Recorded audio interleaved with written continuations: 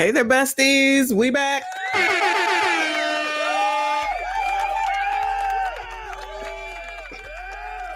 Welcome back, welcome back, welcome back. If you're coming on up in here, please make sure you hit the like button, subscribe if you are new. We got to cover. Joe's on tonight, child. Joe is on tonight. It's on tonight. Who sang that? Montel Jordan? Shout out to Montel Jordan. What I have on the screen here is this was the protesters at first. The 4 protesters got arrested, so they was wilding. They broke through the fence, and everybody was saying before that it was peaceful protest, child. It was peaceful protest, and all of a sudden it was not. What happened? What happened? Shout out to Shallow Moon for becoming a member. Not sure she's here. I think that probably happened on the last live stream. Shout out to y'all if you were here about the anarchy in Dalton. Drinking game is tomorrow, hun. Tomorrow when we watch the Thornton Township meeting, child. Y'all get ready. Because after today, I don't even know what to expect tomorrow, child. I don't even know. There she is. Shout out to Shallow Moon for becoming a member. I see you, hun. I appreciate you. Thank you all for being here again. I thought that was Kamala for a second, child. Let's see what they talking about before we move on to some crime while we wait for Joe. With a delegation from a state that he knows quite well, Jacob, California, right? The great state of California, Hallie, the most populous state in the union, and by far the biggest delegation here at the 2024 Democratic National Convention. I'll just swing around real quick to show you. Jamie Harrison's up there giving his remarks right now. But right down here in the front rows is my people from the great state of California. And we were just chatting a little bit. Tell me your name. Veronica Chavez. And so where are you from in California? From Anaheim. From Anaheim? Yes. I'm an LA guy, but I'm not going to hold it. Let Shanghai come out. Just let Shanghai come out. Like for you to be here and honestly have such a great seat. Yes, it's my first convention and I'm impressed. So I'm supporting Harrison Wells and I'm super excited representing Latino community from California. It's amazing to look at the polls and see how the Latino vote has changed. And, you know, polls are polls and we'll see what happens on election day. But how folks in the Latino community have come over to the Harris-Walz campaign in the wake of President Biden dropping out. How are you feeling about not only just being here? At the convention, 4 years later, Fannie Lou Hamer was sitting there with them. Shout out to our girl. Now here we are, 60 years later at another Democratic convention. Our girl Amina, not our girl Maxine Waters. Harris as our party's nominee. Oh, so I know there is no better leader to marshal us into the future. Kamala has been a courtroom prosecutor, a district attorney, an attorney general, a United States senator, vice president of the United States. And when the dust settles in November, and Americans of all stripes have elected her, their president, I know she'll be thinking about Fannie Lou, who I happen to know is one of Kamala's heroes. In that moment, all of us, from New York to Pennsylvania, to Arizona, to California,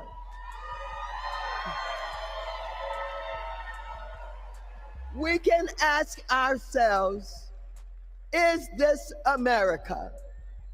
And we will be able to say loudly and proudly, you're damn right it is.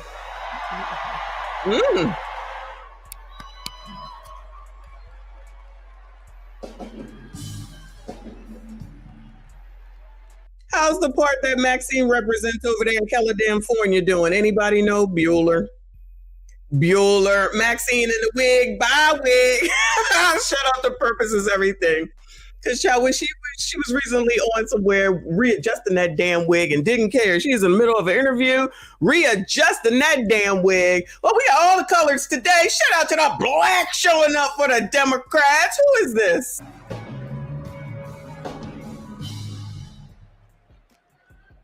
Good evening. Hey. I'm Derek Johnson, President and CEO of the NAACP, and I'm here to do my black job. Yes. Yes.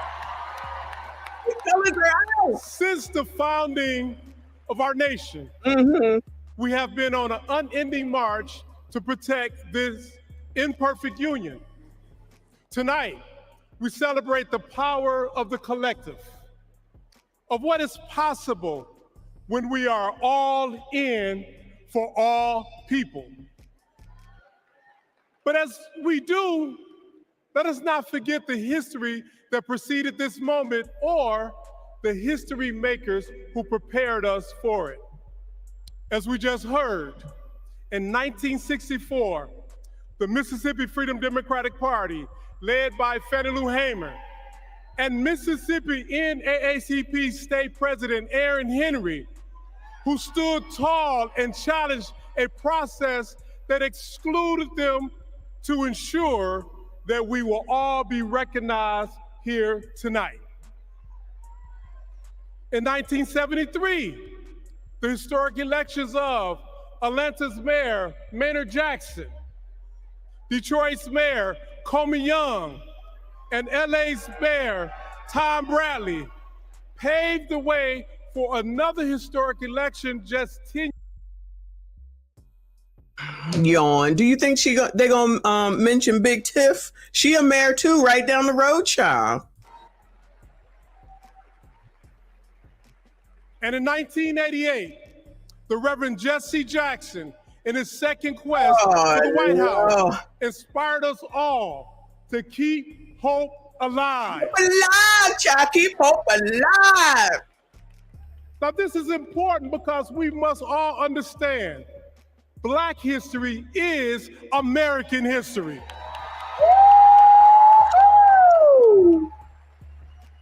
And in this historic moment, we will write the next chapter together. Yeah, child. Good evening. Hey, girl. I'm Melanie Campbell, President and CEO of the National Coalition on Black Civic Participation and National Convener of the Black Women's Roundtable. Child, what does that even mean? We have come this far by faith. Not by and faith. for Black women, this moment has been a long time coming. Vice President. So it's only Black women that matter here? What are we saying right now? What is going on right now? Shout out to Kevin, the software tester. I appreciate you. Said he should have said what is possible when the money gets held up. They just out here just saying nothing. Whoever said victim Olympic, word salad, Nicole, what are y'all talking about? Diane Nash, Ella Baker, Amelia Boynton Robinson, Barbara Jordan, Shirley Chisholm, and Reverend Willie Barrow. Women whose optimism about what America could be and their fight to make that vision real redefined the leadership role that Black women could play in moving our nation forward. As president, Kamala Harris will lead with power, brilliance, and strength from the highest office in the land. How, ma'am? Just because you say it don't make it true. Child, these people just said nothing. And like Flint for Life just said, anybody heard of the Black organization she mentioned? Anybody, Bueller? Any of those organizations ever help y'all? Now, we do know about the NAACP, the coloreds, child. Like it, hate it, love it, I don't give a damn. If they ain't got to change it, then I ain't got to stop saying it. All right? Big Smooth said, let's have a drinking game where every time they say Black women, we're going to beat you wrong. Because I feel like it's going to be a lot of coloring going on around here. They done already started, child. They done already started. Somebody just said that the U-Hauls was out there at the White House, so they think Joe is going to resign tonight. Yo, what if he does? Just put her right on in there. That might make a few people mad if they do that, because that's kind of cheating, okay? Kind of. But nothing surprises me now, especially after what we just saw in daggone Dalton. And everything that they just did in order to get Biden the hell on up out of here when they knew daggone well what was going on beforehand. Yeah, stand here, child. Who are these people? I don't have enough alcohol for that game. Yeah, it's just like black women. Don't think about nobody else. It's just black women. All right, y'all. Whatever you say, child. Whatever you say. What did y'all not get this together before y'all knew you was coming out here? Dreaming of a country where equality and justice inspire the next generation. We are going to hear a lot of bullshit. You hear me? Equality, diversity, equity, and inclusion, black women, who did what way back when, Maxine done already started, now the NAACP guy, blah, blah, blah, blah. ABCDs is about to come up, I have no doubt. Joe gonna talk about the student loan debt, the $35 cap on the senior insurances, child. What else they gonna talk about? Because I'm just confused. Oh, Project 2025. I know that's going to fly out of some mouths, and I'm already exhausted. Oh, I can't hold up the comment, Don, but exactly. Roe v. Wade, child. What? Roe v. Wade, child. You got that right. Kevin said slavery. Slavery. You're going to go back to slavery if you get Donald Trump back into office. It's going to be slavery. Okay. Voting rights, y'all, exactly. Voting rights, child. Who don't know to vote by now? Anybody, Bueller? Bueller? I can't do it. Samsung said they will say Jim Crow, yes, but not say it's the Democrats that implemented after a Democrat deleted Lincoln. Listen, they're not going to say that. Oh, yeah, price gouging is the next thing, y'all, okay? Price gouging. So they're going to stand behind the flag? What the hell is going on right now? What would they say about what's happening today? The civil rights movement has been civil rights. a key part of organizing the agenda, not just of the Democratic Party, but of democracy. This is the hope that rose through Kamala Harris's leadership, one where hope, change, and freedom are the drumline of our democracy. I stand before you today. They said hope, change, and freedom. Isn't that what Obama did? Isn't that what Obama ran on? So was she just taking his talking points? What is going on right now? And why do they not have something on the screen, child? This is half damn crazy. Let me see who else is on, because this is a mess. Hold on, y'all. This is crazy already. Getting on my nerves. All right. Let's see who this is. NBC Chicago. See what they talking about. And president of the Rainbow Push Coalition, Reverend Jesse Jackson. Hey! We're in the radio, man!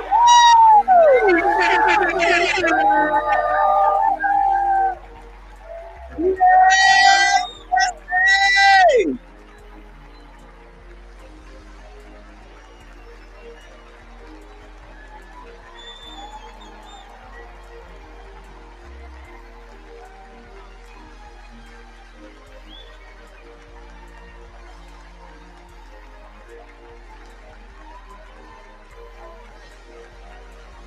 Child, them white people don't know who he is. Why are they playing with us right now, child?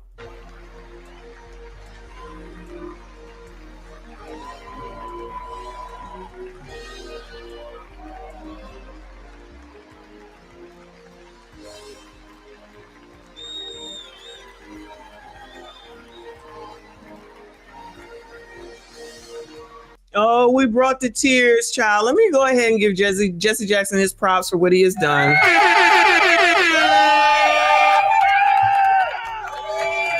Child, he used to be friends with Donald Trump way back when, you know. This is why I guess we don't see him anymore, because, child, the man is old. Let's just call it what it is, child. All right. You've done all you could do, Jesse. Live the rest of your life doing whatever the hell it is that you want. Don't let them use you. Look at Al right there. Don't let them use you, Jesse. Look, you ain't even gonna talk. Child, don't let them people use you, Jesse. Child, go home and get in the bed. Child, just go home and get in the bed. Shout out to Marvin. Thank you so much, honey. He said, me, I find this channel messy as heck. Also me, sub. Shout out to you.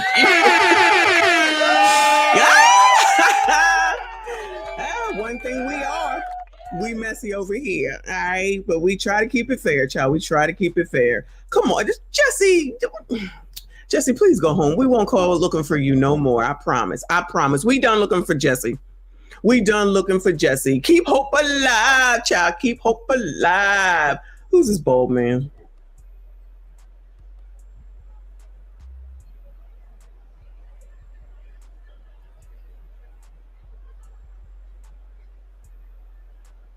Let's go. How come this place? Democrats,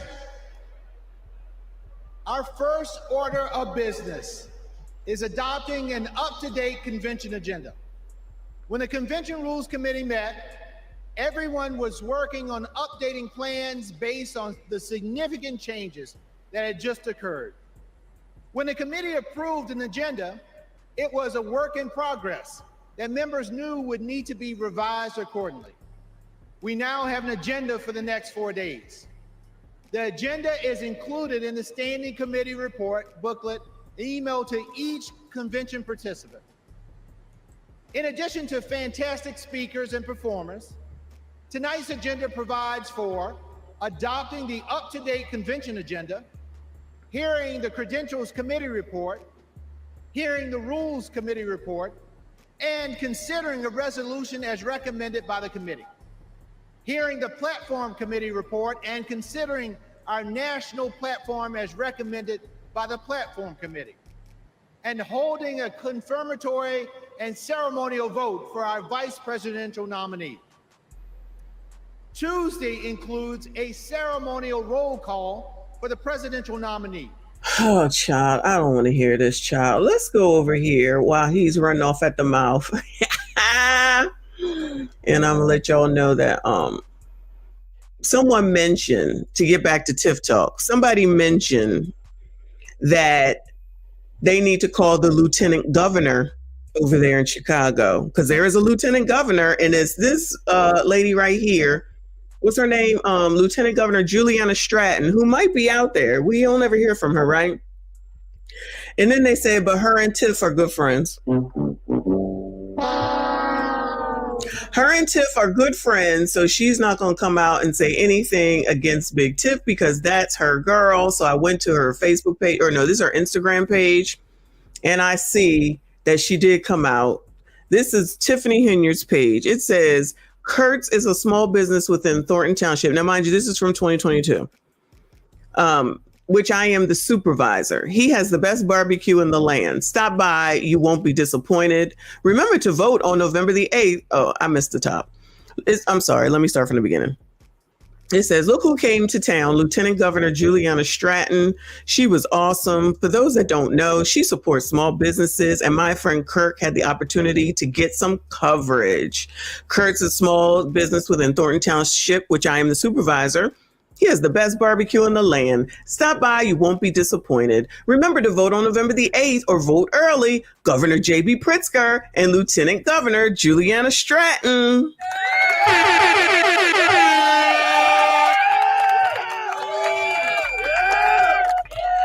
Just FYI, I wonder if this business is still open. Anybody out there can let us know. Hey, Andrew was there. Ant was there. All right now.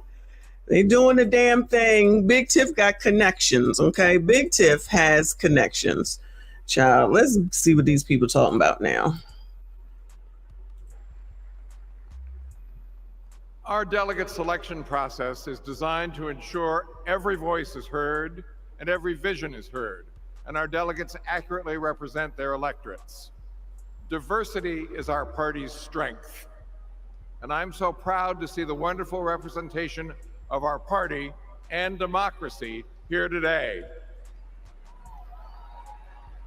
I am pleased to share that the Credentials Committee report was adopted and all delegates have been fully credentialed.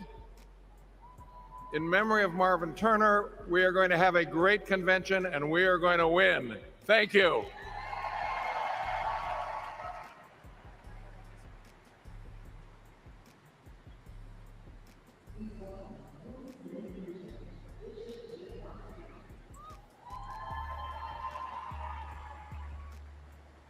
Hey, girl.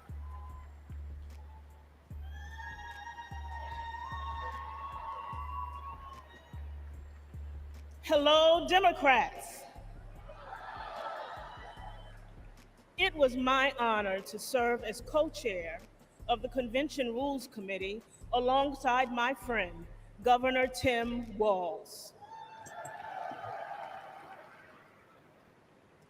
Governor Walz is a little occupied this evening, but it's good to know that serving as co-chair of the Rules Committee is a ladder for promotion. The Rules Committee adopted the procedural rules of the convention on July 24th. They are based on long-standing processes governing our convention. All right, y'all, I'm not going to sit here and listen to these nobodies. We're moving on until somebody important comes up. So let's go over here to Twitter to the dude who punked Roland.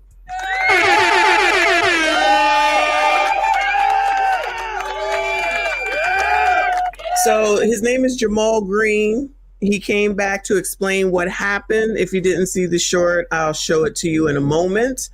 And it looks like he's a younger dude, all right? And he has his own thoughts on what he thinks about things. And y'all already know, like I've been saying, and we already know that Joy, Roland, Ricky, DL, they all want to talk sugar honey iced tea. They all think that they can just call anybody names. Then as soon as a Republican says something, it's, oh my God, how dare they? That's so racist. When honestly, at the end of the day, what the fuck do y'all think you're doing? Let me calm down. Okay.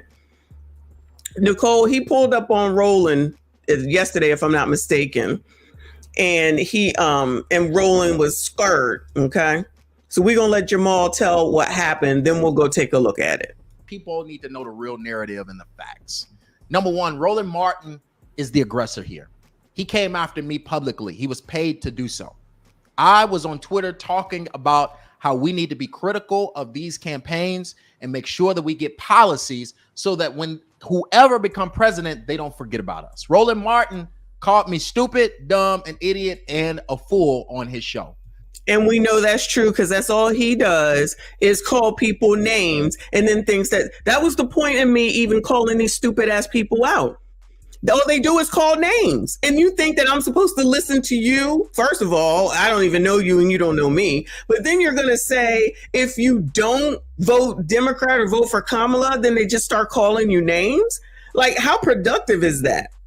How productive is that? And how are you ever going to bring people over to your side by doing stuff like this? I told you all Roland want to do is have his stepping going on up in the White House again. And to say that he allegedly knows Kamala and he had something to do with getting her up in there. But these are the pro-blacks, y'all. These be the pro-blacks, not this guy, but I'm talking about Roland and Joy and all those people. All they do is they care about you. Shout out to everybody who's here. But they talk about you. They care about your colors, okay? They care about you, and they want you to do what's right for other colors. And what you need to do is go ahead and vote for Kamala because she black, you black, and everybody black, and black's going to just make it on up out of everything because you vote for Kamala, okay? That's what's going on. Get about us. Roland Martin called me stupid, dumb, an idiot, and a fool on his show. I never tweeted at Roland Martin. I never talked about Roland Martin at all. He came to my Twitter page quoting my tweets to call me stupid. And then he did a show about me and he called me a fool. Now, what I did was I went to an event that he was at today and I went to ask for a conversation. My arms was folded. I was not being aggressive.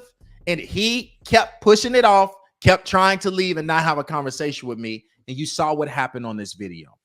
This, guys, we cannot stand for. We cannot stand for voices to continue to be stumped on because they don't agree with you. I don't have to agree with Roland Martin to be smart. I can have my own views. I'm a grown man. And there's no reason why this man twice his age should be publicly calling me stupid, dumb, and a fool. But when I approach him in public, he has nothing to say to me. You got to do better. And we got to do better to stop supporting these guys who are disrespecting the voices who are doing the actual work.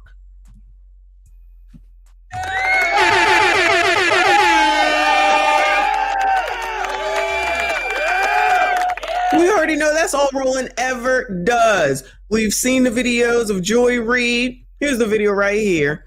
I'm going to show it to you. We've seen the videos of Joy Reid, Tiffany Cross, Ricky. We just listened to Ricky Smiley, yeah. DL Hughley out there just saying whatever, whenever, to whoever, however they want, with no regard, being rude, talking to you coloreds. Again, shout out to everybody that's here. They talking to you coloreds, telling you who you need to vote for, who you have to vote for. I don't know who you think you are. You do what I say. Shout out to Grape Tea News. Old niggas gotta go.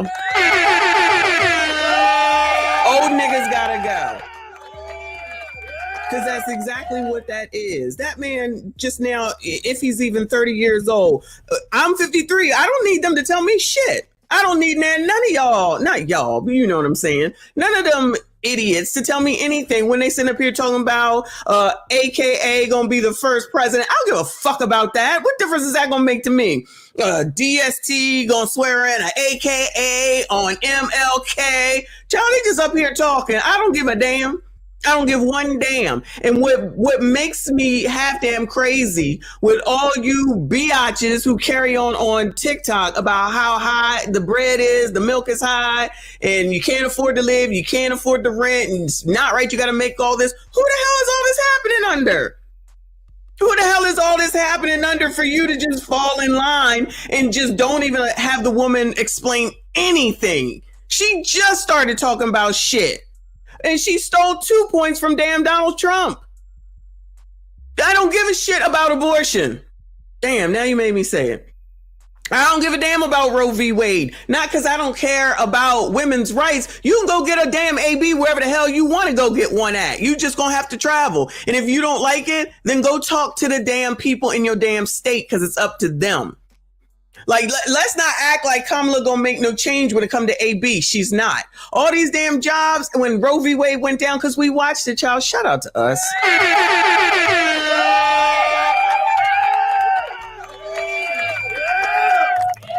Child, shout out to us. Because, child, we was right here when they made that decision, when the Supreme Court made that decision, and everybody was wilding out in the streets. Y'all trying to tell me in 2 years or 3 years, y'all still ain't got it together? All them damn jobs was like, we'll pay for you to go wherever you need to go to get an AB. Child, what more do you want? How about someone practice some effing birth control? I know that's just crazy talk, right? Child, that's just going, you telling me it's more important to go get a Roe v. Wade than to go and get a daggone IUD, Depo-Provera, condoms, child, whatever the hell else is out there. No, it makes more sense to go fight for something that doesn't make sense at all. Child, I don't want to hear nothing about no once in a while issues. Then travel to where you need to go and do it. And if you need it that bad, go live there. That would actually be the best solution. If you need ABs that bad, in the grand scheme of everything in life, you need an AB that bad, go live in the state where they're allowing it. That kind of resolves the problem right there. That's all I'm saying. That's what I think. But child, what the hell do I know? Let me go ahead and play this daggone video for those that may have missed it. Hold on.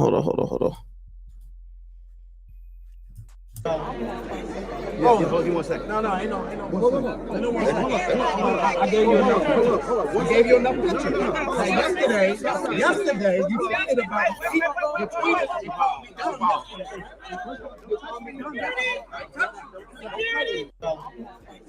Oh, give me 1 second. No, I know. Hold on. I gave you enough. I gave you enough pictures. Yesterday, you tweeted about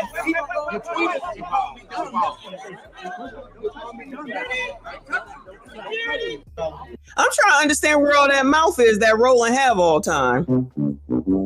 I'm trying to understand where all that mouth that Roland have all the time when he making all them damn faces that we done been watching for 2 to 3 years now. Where it go? Shout out to Dr. G. Did she call the oppressor? Woo! Yes. Yes, sitting up here calling the daggone oppressor. He had to have a black woman to protect him. Now, watch Roland say, I didn't know who he was. That's why your ass shouldn't have been out there calling all these damn names, okay? That's all they got. And then as soon as you got Donald Trump calling Kamala, last week she was black and the next week she wasn't, they all having a damn fit. Help me understand what the difference of Roland is doing, and Ricky, and DL, and all the rest of them. But they talking about us. They talking about us, coloreds, okay? That's just not the way that you're gonna get somebody onto your side, in my opinion, unless it's working for some of y'all who just ain't got no type of thoughts for your damn self or something, child. I don't know. Anyway, let me see who over here, child. So yeah, he got his what is O'Shea calls it his Negro wake up call, right?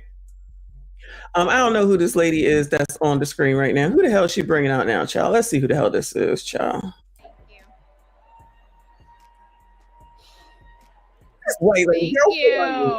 Thank you. Well, good evening. Hey, girl. And welcome to the first night of the Democratic National Convention. I'm Peggy Flanagan, Lieutenant Governor of Minnesota, and I am thrilled to be here in Chicago with Democrats from across the country. All right, that's enough of that. Let's go ahead and see what's going on, because lest we not forget that crime is down, y'all. Because for me, I don't give a damn about Peggy on the damn screen. I don't give a damn about no damn ABs. I also don't give a damn about her in one breath saying ABs are important, and in the next breath talking about maternal care for for women is important. I feel like those are two totally different things that you're talking on both ends. She just trying to get y'all's buy-in. But y'all do your thing, child. Do your thing. We're going to go over here to Baltimore.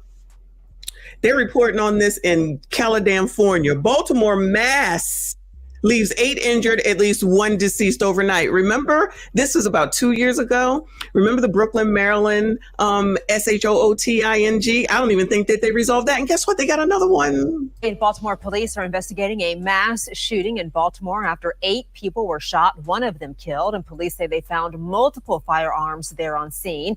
Olivia Dance with our Sinclair sister station is live there for us with more on the scene and what's happening. We haven't received any updates from police since last night, but I want to show you what the scene looks like this morning. There's still several police officers here. Of course, the crime scene tape up as well. This is Caroline and Hoffman Park. And then if we zoom in further to where that police officer is in the distance, you can see several chairs, some of them knocked over. We've also been seeing police officers walking around that area this morning. Now, the shooting happened just after 8 last night. Once on the scene, officers found multiple victims, several men and 1 woman, all suffering from gunshot wounds. They also found multiple firearms. Police confirm there are 8 total victims. One of the victims, a 36-year-old man, was killed in the shooting. Baltimore Police Commissioner Richard Worley was here on the scene last night and spoke with media about the investigation. Well, there's a gathering over on Spring Street, and at some point, it looks like multiple people. Worley, gatherings are allowed, because if you were in Chicago with Brandon Johnson, he says that it's okay for kids and young people to gather. It's just a little gathering. Don't talk about anyone. It's okay. You don't know. Open fired, and we end up with 8 people shot and 1 deceased. The commissioner says the victims' ages range from just 22 to 36 years old, and their conditions range from critical to stable. The crime scene is, of course, expansive, and police are speaking with witnesses and looking for video. The city's chief administrative officer was here on the scene on behalf of Mayor Brandon Scott and said they will be launching their community stabilization efforts. Please know that the Scott administration will be here. We will be here in the immediate aftermath of this incident, but we will also be here for the long term to address your challenges, your needs, and to also help the community heal. We also want anyone who knows anything about this event to step forward. Wash, rinse, repeat. Y'all, this is the same news conference that we witnessed 2 years ago. This is the same news conference that we witnessed 2 years ago. It's just not in Brooklyn, Maryland. And I'm not even gonna let her finish because it's the same crap. But I will say that it was over a parking space. It was over a parking space, but we will keep up with it for sure as soon as I see more information on it. Moving on. 2 teens deleted in back of the yard's drive-by SHOOTing in Chicago. Well, I tell you, I thought they said they didn't want no problems now that the convention was going to be here, child. So I don't know what back of the yards means. Maybe is Kennard the DJ here? Somebody know what that means in Chicago? We begin with breaking news tonight. 2 teenagers are dead after they were shot on Chicago's South Side. Mayor Kawash is live at Comer Children's Hospital with late details from police tonight. Mayor? Rob, that news coming in just minutes ago from Chicago police that a 15-year-old and a 17-year-old boy have died from their injuries suffered in this shooting this evening. One of them was shot in the arm. The other was shot in the abdomen. Again, both of them dying from their injuries here at Comer Children's Hospital. We did see some emotional family or loved ones gathered outside of the hospital here just about an hour and a half ago. Of course, too shaken to speak to us tonight. Police tell me that this shooting happened just after 6 o'clock this evening in the back of the Yards neighborhood. It was right near 48th and South Winchester. The 2 teens were outside in front of a house when police say someone drove by and shot them. We did see a... Yeah, that sounds a little familiar. Has Kamala talked about crime at all? Anyone? Bueller? Anybody? Anybody heard her speak on what she's going to do about crime? Oh, that's right. Biden said crime is down, child. I forgot. Biden said crime is down. Massive police presence in that back of the Yards neighborhood this evening, with that street remaining shut down for hours. Police have not shared a motive behind the shooting as they continue to investigate. So as we continue tonight, a tragedy with 2 teens shot on this summer evening. Police say they have not arrested anyone at this time. That's all right, because child, Nate got some competition. Hey, boo. Oh, you on ABC 7? We'll be looking for you again. All right. At least there's some positivity here looking at this man. Moving on. Oh, we got a sis on. Let's see what the sis is talking about. Don't this look like the mother from the Fresh Prince of Bel-Air? Democrats in Congress tried to lower the cost of health care.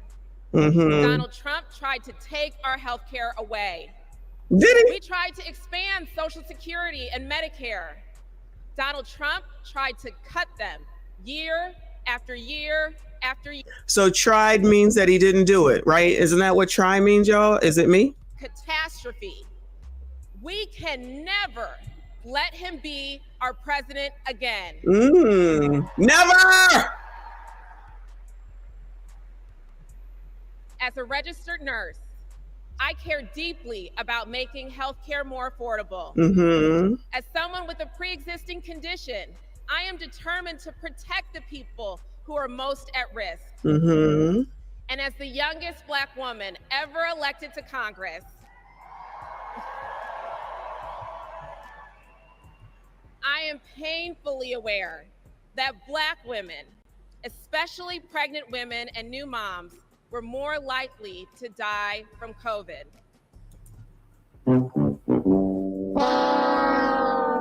Child, what the hell aren't we more likely to die from? And that bill was introduced and championed by Senator Kamala Harris.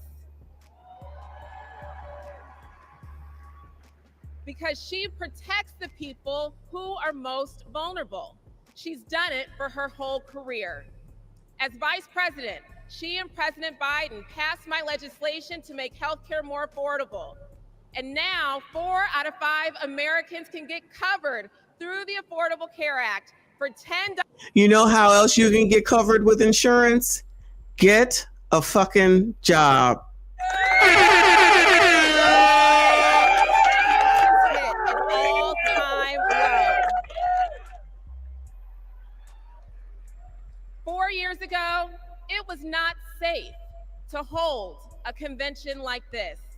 Girl! But tonight, thousands have gathered in this arena in my home state of Illinois to make sure Kamala Harris is the next president of the United States.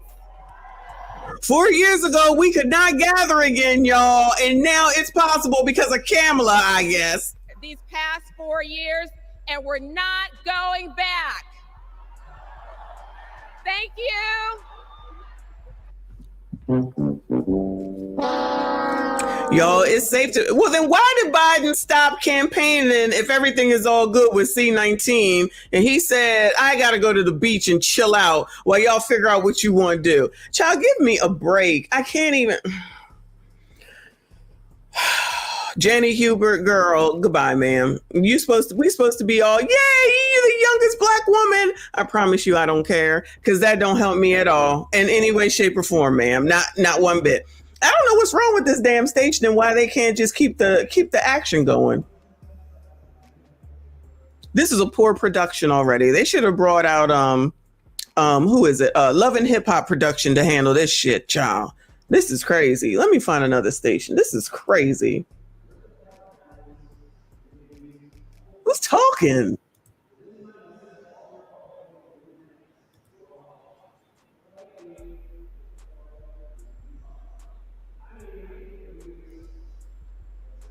No. Please welcome California Representative Robert Garcia. Robert Garcia. Child, that music sound like this. The Price is Damn Right. Thank you. Thank you. We all remember. COVID. We all remember the world in 2020. Where we were, and for some of us, who we lost. Now, I was in my second term as mayor of Long Beach, California. California, child. And my mom was a healthcare worker. Like many of you, I watched in terror and horror as the COVID pandemic consumed our lives. As mayor, I fought for more hospital beds, for more tests, and to make masks more accessible. What we needed at that moment was national leadership. But instead, we got Donald Trump. While schools closed and dead bodies filled morgues, Donald Trump downplayed the virus. He told us to inject bleach into our bodies. He peddled conspiracy theories across the country. He did. We lost hundreds of thousands of Americans and our economy collapsed. Now that summer of 2020, my mom and my stepfather both died of the COVID pandemic. Oh, sorry to hear that, sir. And I miss them every single day. So when Donald Trump and his MAGA extremists like Marjorie Taylor Greene downplay the horror of the pandemic, it should make us all furious.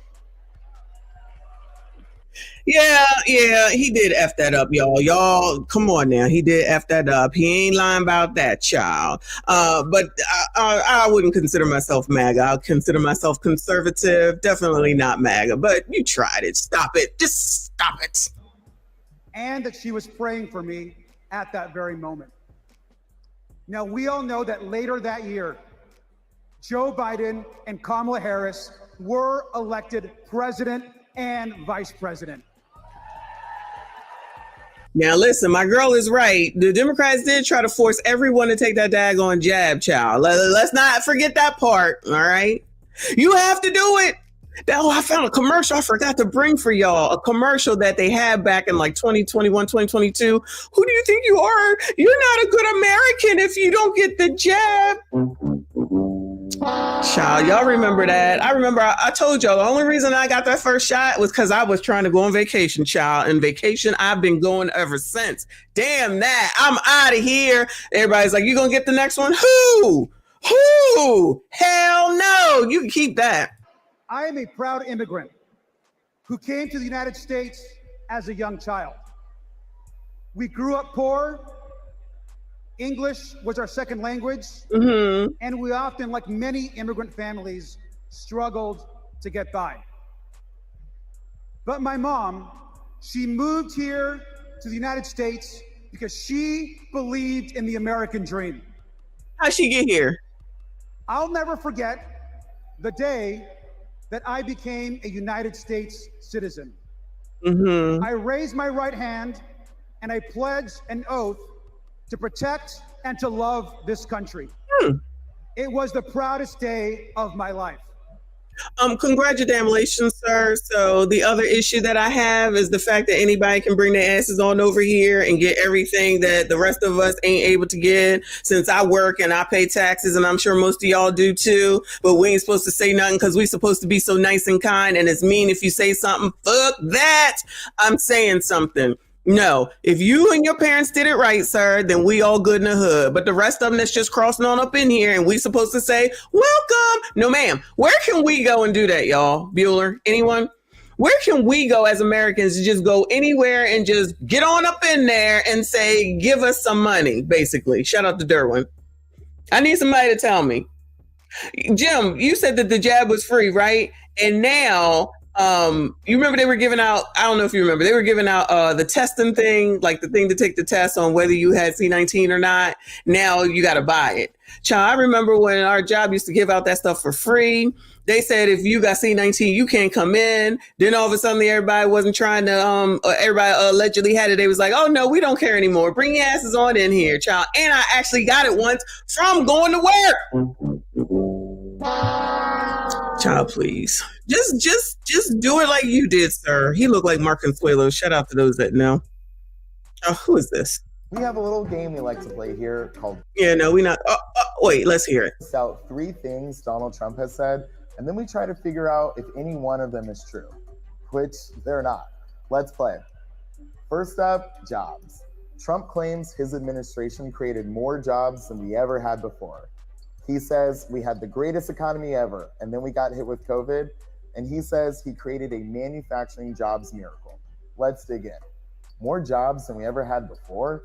Trump lost 3 million jobs. In fact, he's the first president to lose jobs since Herbert Hoover. What about this claim that it was the greatest economy ever and only COVID tanked it? Once again, no. Let's take a look at his track record on jobs before COVID as compared to the Biden-Harris administrations. What do you know? Hardly the most successful ever. And about his supposed manufacturing miracle, Trump talked a big game, but actually lost 178,000 manufacturing jobs. And just to be clear, it wasn't just COVID here either. Manufacturing jobs were already on their way down before the pandemic. So that's round 1. And it looks like what we have here is 2 lies and another lie. You get the hang of it? I'll see you. Who didn't know that's where that was going? Who didn't know that's where that was going, right? And that's not me trying to say that I support Donald Trump, but can you tell me what Kamala is going to do and stop focusing on what he's going to do? Because I think that the website is still nothing's up there. Girl, what you talking about now? Biden-Harris administration stepped up. They actually took decisive action to create jobs, support small businesses, and rebuild a stronger and more resilient economy. Kamala Harris is a leader we can trust, even in our most challenging moments, especially in those moments. Donald Trump dithers, Kamala Harris delivers. Donald Trump abandons vulnerable people, Kamala Harris protects them. When? Donald Trump bullies scientists, Kamala Harris believes them. Our next 2 speakers will tell us why that's so important. Please welcome Ryan Wallach and Sandra Abravaya. Child, who the hell are they? Shout out to your excellence, sir. Thank you, honey. He said I walked those same hospitals, cleaning those rooms at the VA hospital. I never took the shot, got a boost, and didn't want to wear a mask while I watched many people avoid doing their job cleaning those rooms. Listen, C19, after having sat here and watched HIV/HIV when it came through in AIDS, it was a similar situation to me, even though other people don't want to say it is. That was a crazy time when HIV and AIDS came out.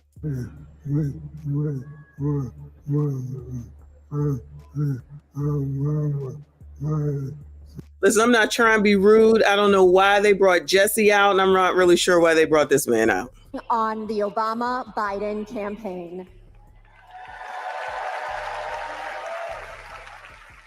We found our way there because we believe in the power of organizing.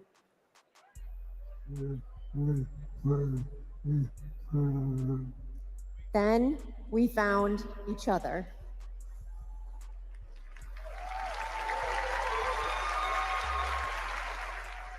The day we brought our second daughter home from the hospital, Brian was diagnosed with ALS.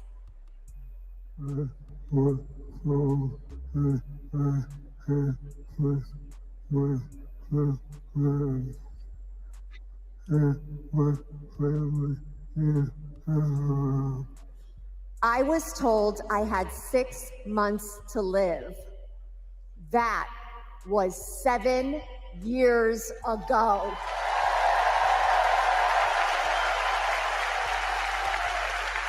I'm not trying to be rude, but what does that have to do with anything right here? I'm just confused right now. Can someone explain? We could not change Brian's diagnosis, but we knew how to organize. So we co-founded a nonprofit called iamALS, and thousands. So this is about organizing. That was the point in doing all this? Therapies, $1 billion to fund ALS research, and earlier access to treatments, all of which President Biden signed into law.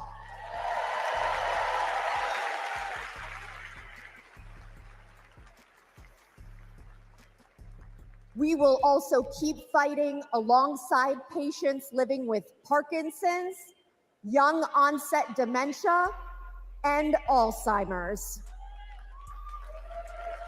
Well, thanks for your help and your work, ma'am. Again, I'm not really sure why they brought this person on here. No offense. I thought they were going to at least say it was he had C19 and something happened, right? So shout out to your son, sir, with another 10. I appreciate you. He said I had twins and they both were born prematurely by 2 months. I refused the doctors from injecting them. Good for you, because I definitely wouldn't have done that. I mean, it was one thing with me, but I definitely wouldn't have gave that to kids. Remember, they were saying that the kids were good. The kids couldn't get it. It wasn't a problem. Mm-hmm. Shout out to Kevin, the software tester. Appreciate you. He said the same scientists that don't know what a woman is. Oh, Lord, you're on a roll tonight. Shout out to everybody who is here. Please hit the like button, subscribe if you are new. Shout out to Casey Cat. I appreciate you, hon. She said, I'm a retired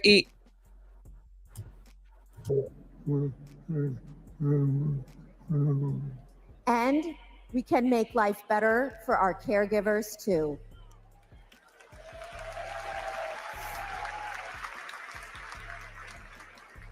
Brian and I are still driven by hope and by faith in what we can do collectively. And that includes the power of our vote.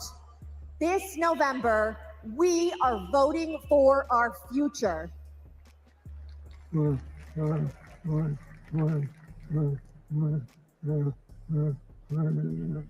Because we plan to be around for it.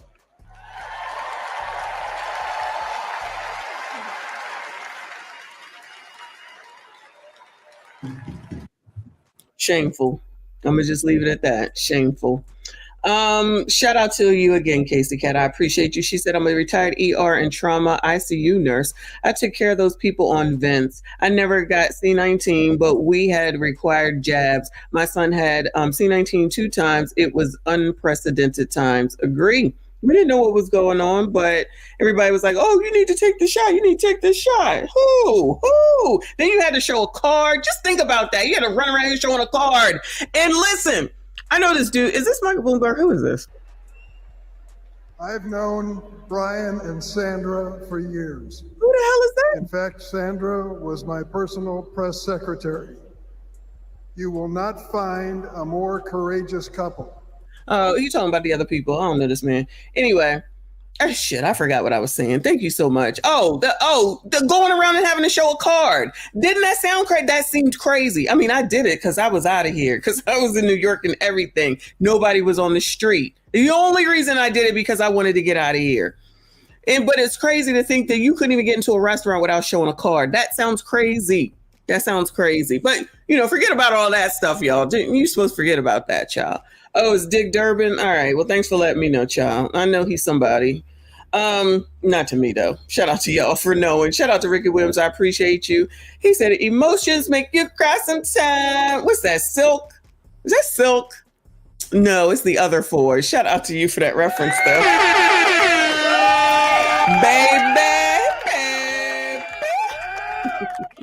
Dick Durbin, the senator of Illinois. Yep, probably been there forever too, y'all. That's shut down too. Want a pay raise? Too bad. The boss just gave himself one, so there's nothing left for you. H-Town. Donald Trump reminds us of the boss we all had.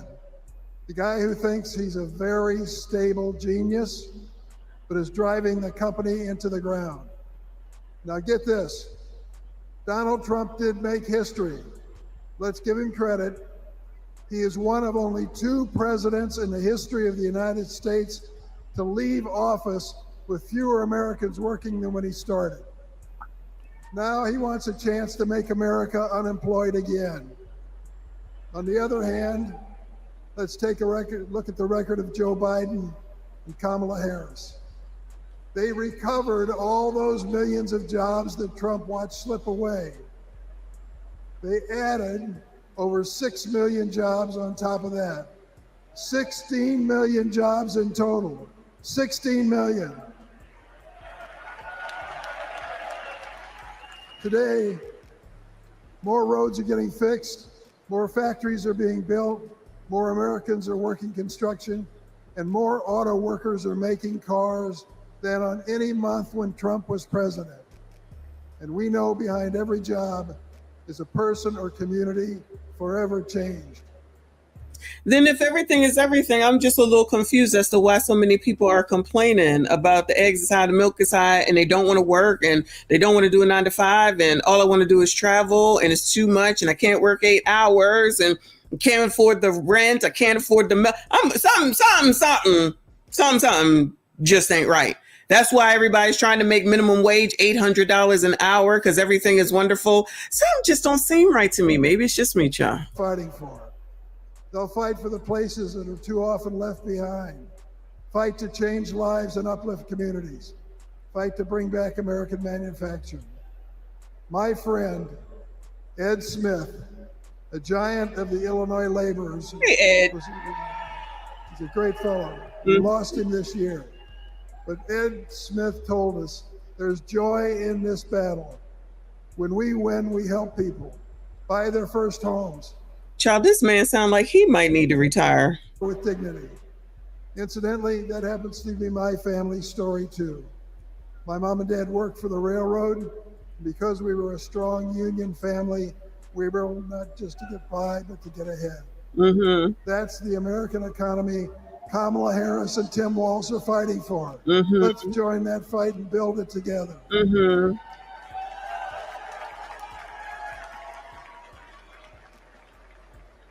Now let's hear from some union workers on the ground in Arizona, thanks to the Biden-Harris administration investment in America. Welcome to Phoenix. Donald Trump said he'd bring back American manufacturing, but Joe Biden and Kamala Harris actually did it. Thanks to them, plumbers and pipe fitters like us are building the factories, semiconductor plants, and data centers of the future. We are hard at work in Phoenix, Mesa, Goodyear, Chandler, and more. Our neighborhoods, schools, and local businesses are growing. Sometimes we have so many projects that we send fabrication out to other states. Our local union is now up to 4,800 trades members. That's up from 2,800 in 2020, thanks to Joe and Kamala. It's an exciting time for us in the next generation. Our apprenticeship program now trains over 1,100 people a year. Every year at local high schools, when they announce what graduated seniors are doing next, more and more of these kids are joining the trades. My son is a senior in high school this year, and he plans to join us. Not just for the great career and the financial security that all us parents want for our kids, but it's because he's excited to work on the cutting edge of innovation. Kamala Harris will keep investing in American manufacturing. With her commitment, there's nothing that us American workers can't build. Woo! Please welcome Ohio Representative Joyce Beatty. Oh, Lord. Joyce. Hey, you good girl. Hey, girl. Lena Hornish, you go, girl. Good evening. Hey, girl. I'm Joyce Beatty, and I'm proud to represent Ohio in Congress. I was born in the Buckeye State, and I've never left. Now, J.D. Vance likes to talk about how he's from Ohio, but as soon as he could, he ran away to Yale and Silicon Valley, cozying up with billionaires while trashing our communities. JD has been our senator for 18 months. And what has he done for hardworking Americans? Nothing. He's been busy writing the foreword to the book from the Project 2025 guy. While JD and Donald Trump have been sharing conspiracy theories from the darkest corners of our internet, Kamala Harris and Joe Biden have been busy expanding access to the internet, while the other guys have been criticizing women without children. Joe and Kamala have been expanding the child tax credit. And let me just tell you, cutting the poverty rate for our children.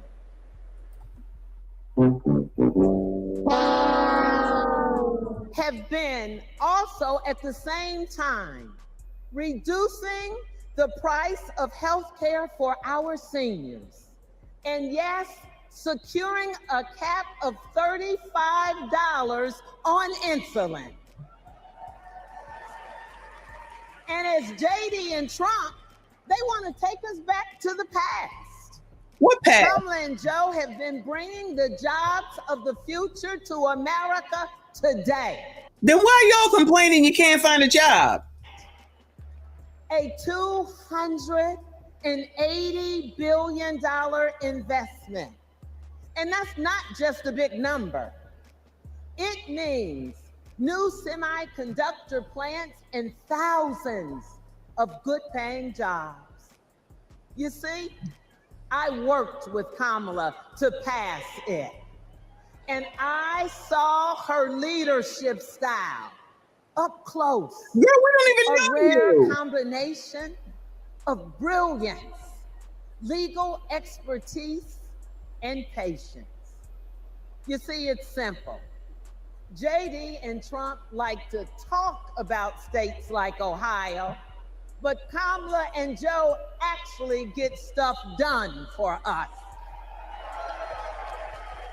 And so does our next vice president and my good friend, Governor Tim Walz. Y'all, I definitely don't know nothing about Tim Tom at all, y'all. And I haven't even had the energy to try to look into it. I am so underwhelmed. Progress? Are you ready to turn out for leaders who know that action speaks louder than words? Are you ready to vote for Kamala Harris? Are you ready to put people over politics? This crowd is underwhelming. I hope it gets better by the time 9 o'clock get here. The air of joy and freedom is up on us. And now it is on us to go seize it. Thank you. God bless you. Yeah. That didn't land. Sorry, ma'am, that didn't land. You look good, though, Mima. You look good. Shout out to Casey Cat. Casey Cat, thank you so much, honey. She said, these people come up there and just rewrite history and think nobody notices. There's plenty of people who won't notice. Like, I don't know all the intricacies, but I surely do know that y'all sitting up here trying to say that you did all these things. But when we ask, you ain't saying it. She still ain't got nothing on the damn site. What are we doing? What are we doing? If you got all these jobs, then why is everybody so miserable talking about they can't have a job? If the economy is so great, woo, Lord, Lord, Lord, what is going on? Child, I'm so unfocused. Show it again.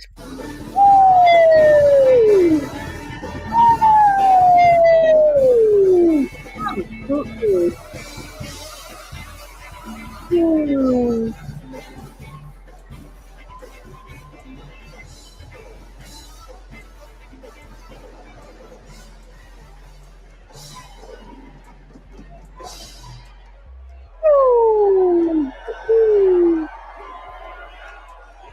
seen him before. Union yes! Union yes! Union yes! Union yes!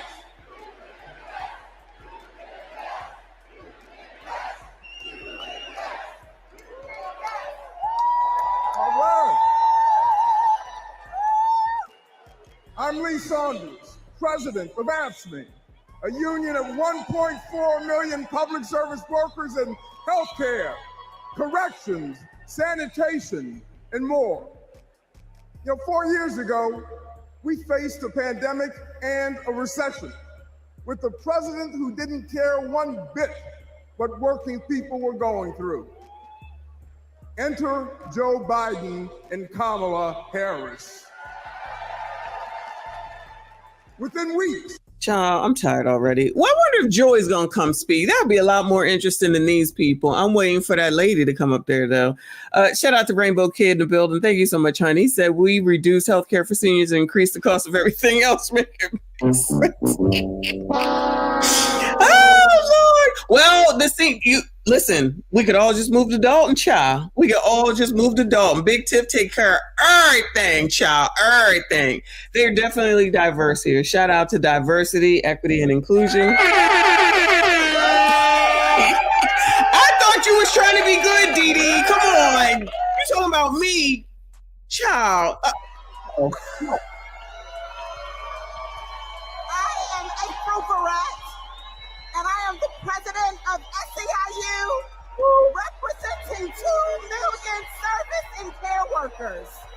We're all in for Kamala Harris because Kamala Harris has always been all in for us. Vice President Harris joined fast food workers on the picket line, and she walked today in the shoes of a home care worker. She shares our vision for a modern-day labor movement, a movement that meets the needs of workers in the 21st century, and an economy that is ready for the future.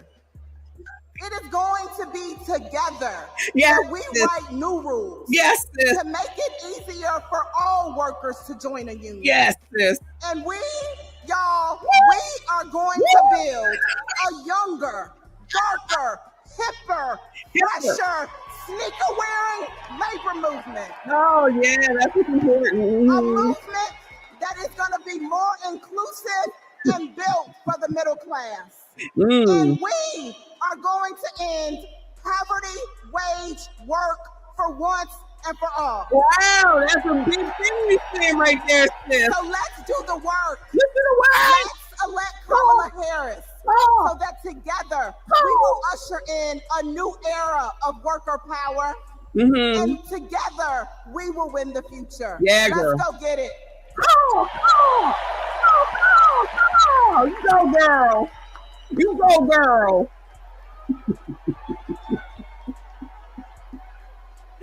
I'm Brent Booker,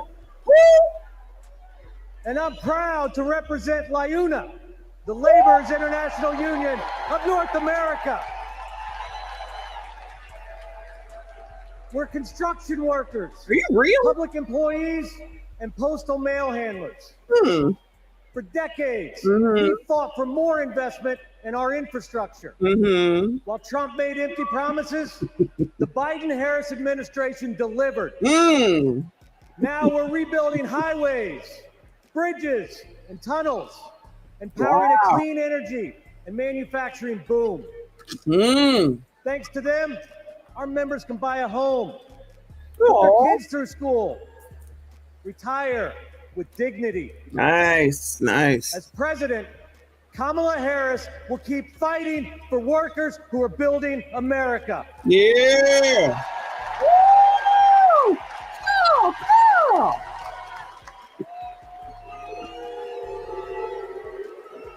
Hello.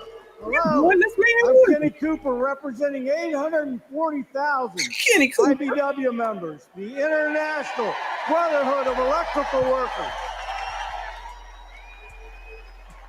The IBW powers America, from fire alarms to solar farms, nuclear plants, the battery plants, Oh, Lord. storm restoration. All right, I've had enough of them. Shout out to Ricky Williams. Nobody's better than Coco. Shout out to Ricky. Thank you, honey. Say you not cutting off my leg, and that's that. Child, what is going on around here? I can't do it. Weren't they just booing this man? What? Oh, nice suit though, sir. This man look weird, and the man before him look weird. Cole actually was the decent looking one, actually. Save our pension plan.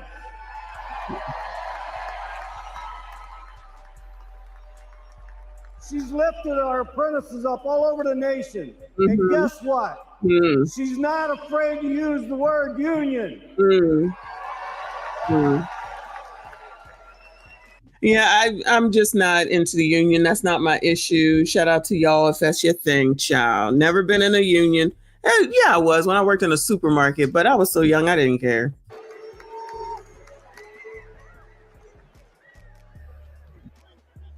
Hi, I'm Claude Cummings Jr., president of CWA, the Communication Workers of America. Yeah, Claude. We all saw the digital divide during the pandemic. Millions of American families didn't have access to high-speed internet at home. Too many kids were forced to go online class in McDonald's parking lots. But as Vice President, Kamala Harris helped pass the largest investment in broadband ever. Anybody, how does that help you with your life, Bueller?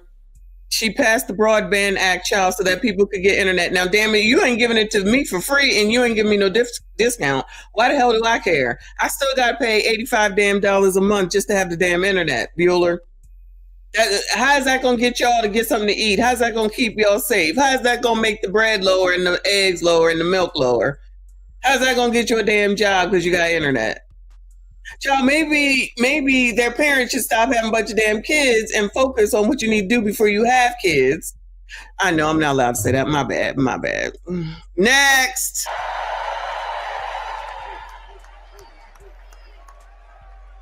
I'm Liz Schuler, president of the AFL-CIO. Oh, Lord. Representing nearly 13 million American workers. Y'all, it's after 8 o'clock. Y'all still ain't in them seats. What's up with that? Visions. One where families live paycheck to paycheck, where people have no right to join a union. A CEO's dream, but a worker's nightmare. Or an opportunity economy, where we lower the costs of groceries, prescriptions, and housing. Where we go after big pharma, corporate landlords, and price gougers. Y'all, now she just out here tossing out words. Just say all the words that's supposed to get everybody all riled up, child. You forgot to say Roe v. Wade, ma'am. Just a good union job. That's the future our President Joe Biden has fought for. And that's the future Kamala Harris and Tim Walz will keep fighting for. Let's build it together.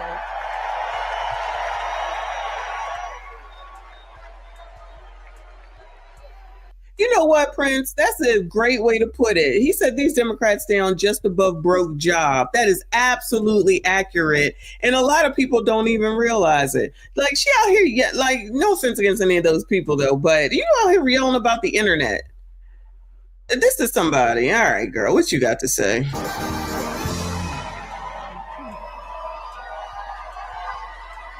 Wait, ain't she representative of California? She's Sharon Bass or something? Hello, Democrats! Hello, Democrats!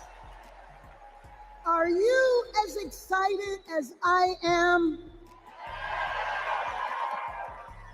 I've known Kamala Harris for almost 20 years.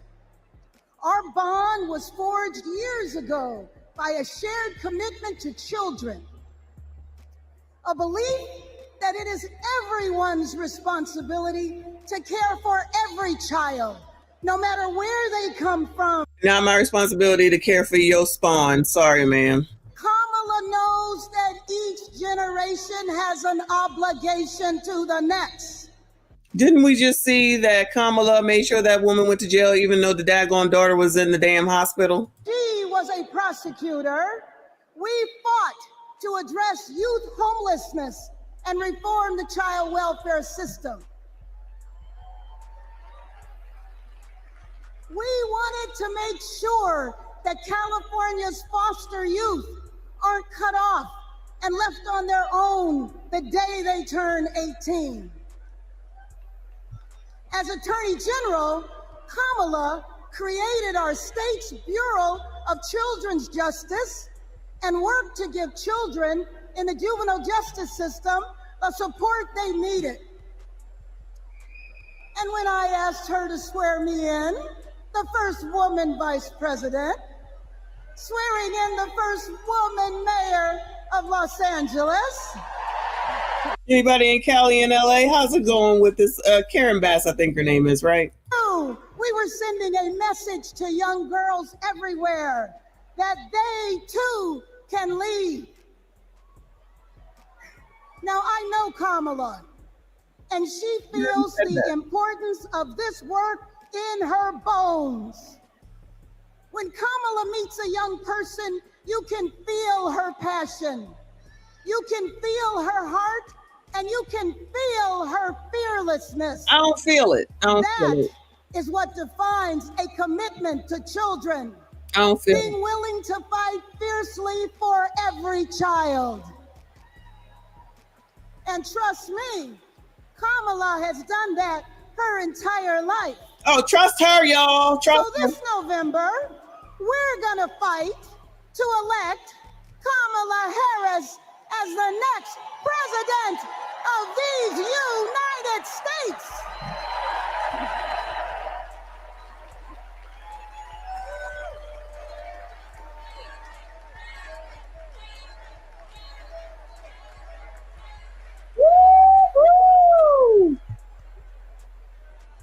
Please welcome Grammy-nominated country music star, Mickey Guyton. It's a woman? That's one of the Braxtons. The lines on the interstate. Shout out to the Black country and western lady.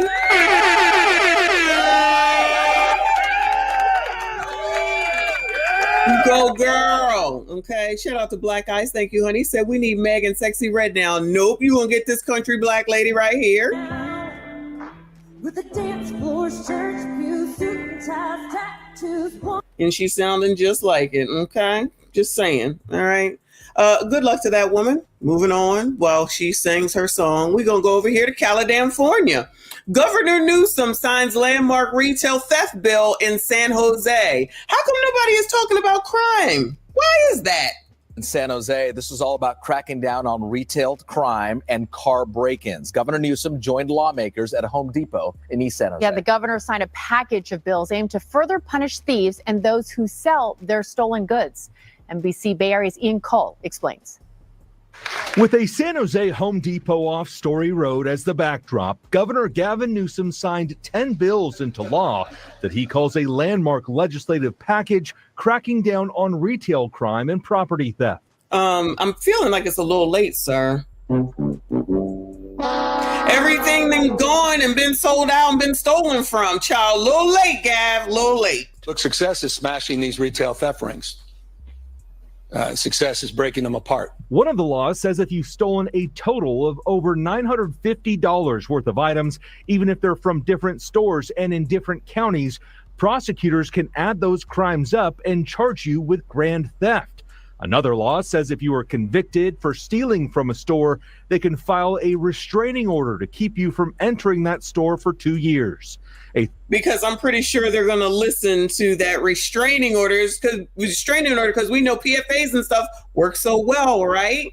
Third law says if you have over $950 worth of stolen items with intent to sell or return them, you can get up to 3 years in jail. These bills will strengthen existing laws. They'll enhance other laws, and they will address the challenges that are well outside the purview of previous initiatives and laws like Prop 47, and that's the issue of organized retail theft. Another law goes after online selling platforms and requires them to collect information about all high-volume third-party sellers in order to combat fencing of stolen goods. I have a message for criminal gangs. Your time is up.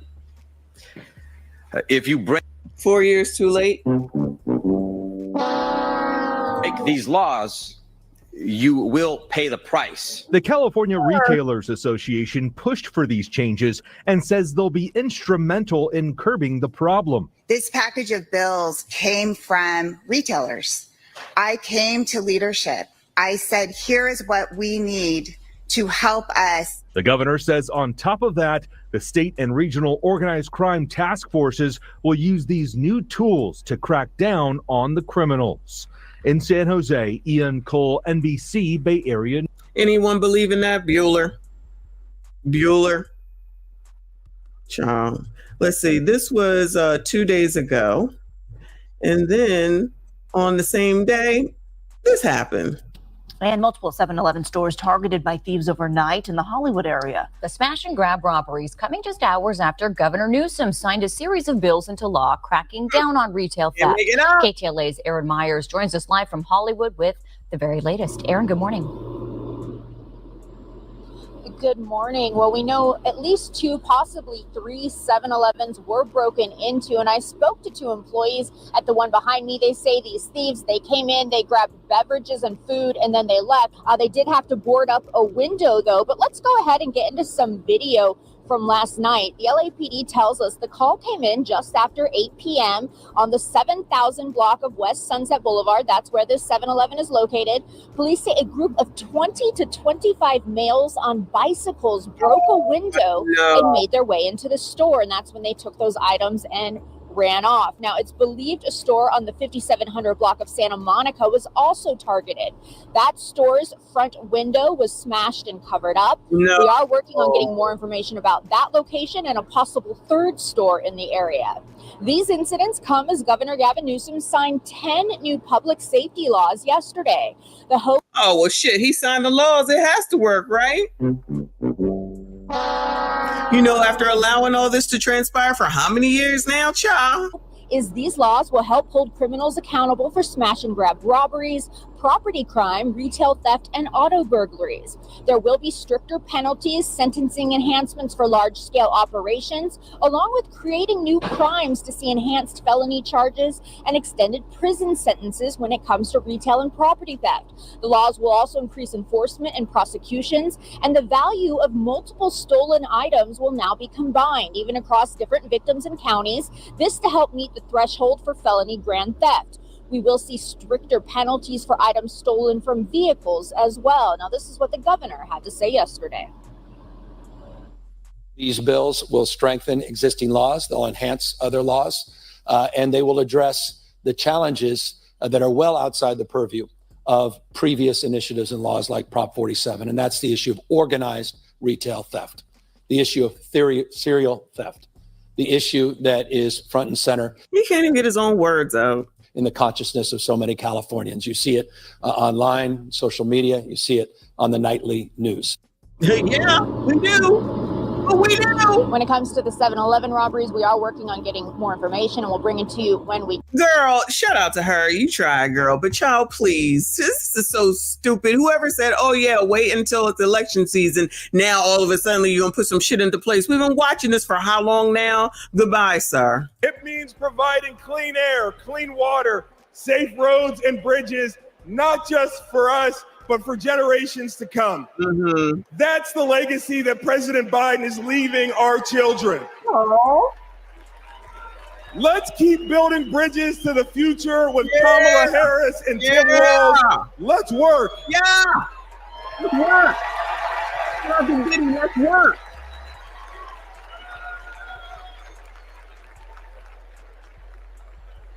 In Wisconsin, we also need leaders by our side.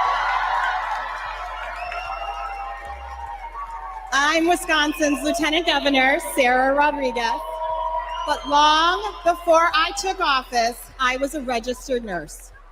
I served in the Peace Corps at the height of HIV/AIDS and in Baltimore emergency rooms at the height of the heroin and gun violence epidemics. Woo. During the COVID pandemic, Trump and Wisconsin Republicans failed to protect our health.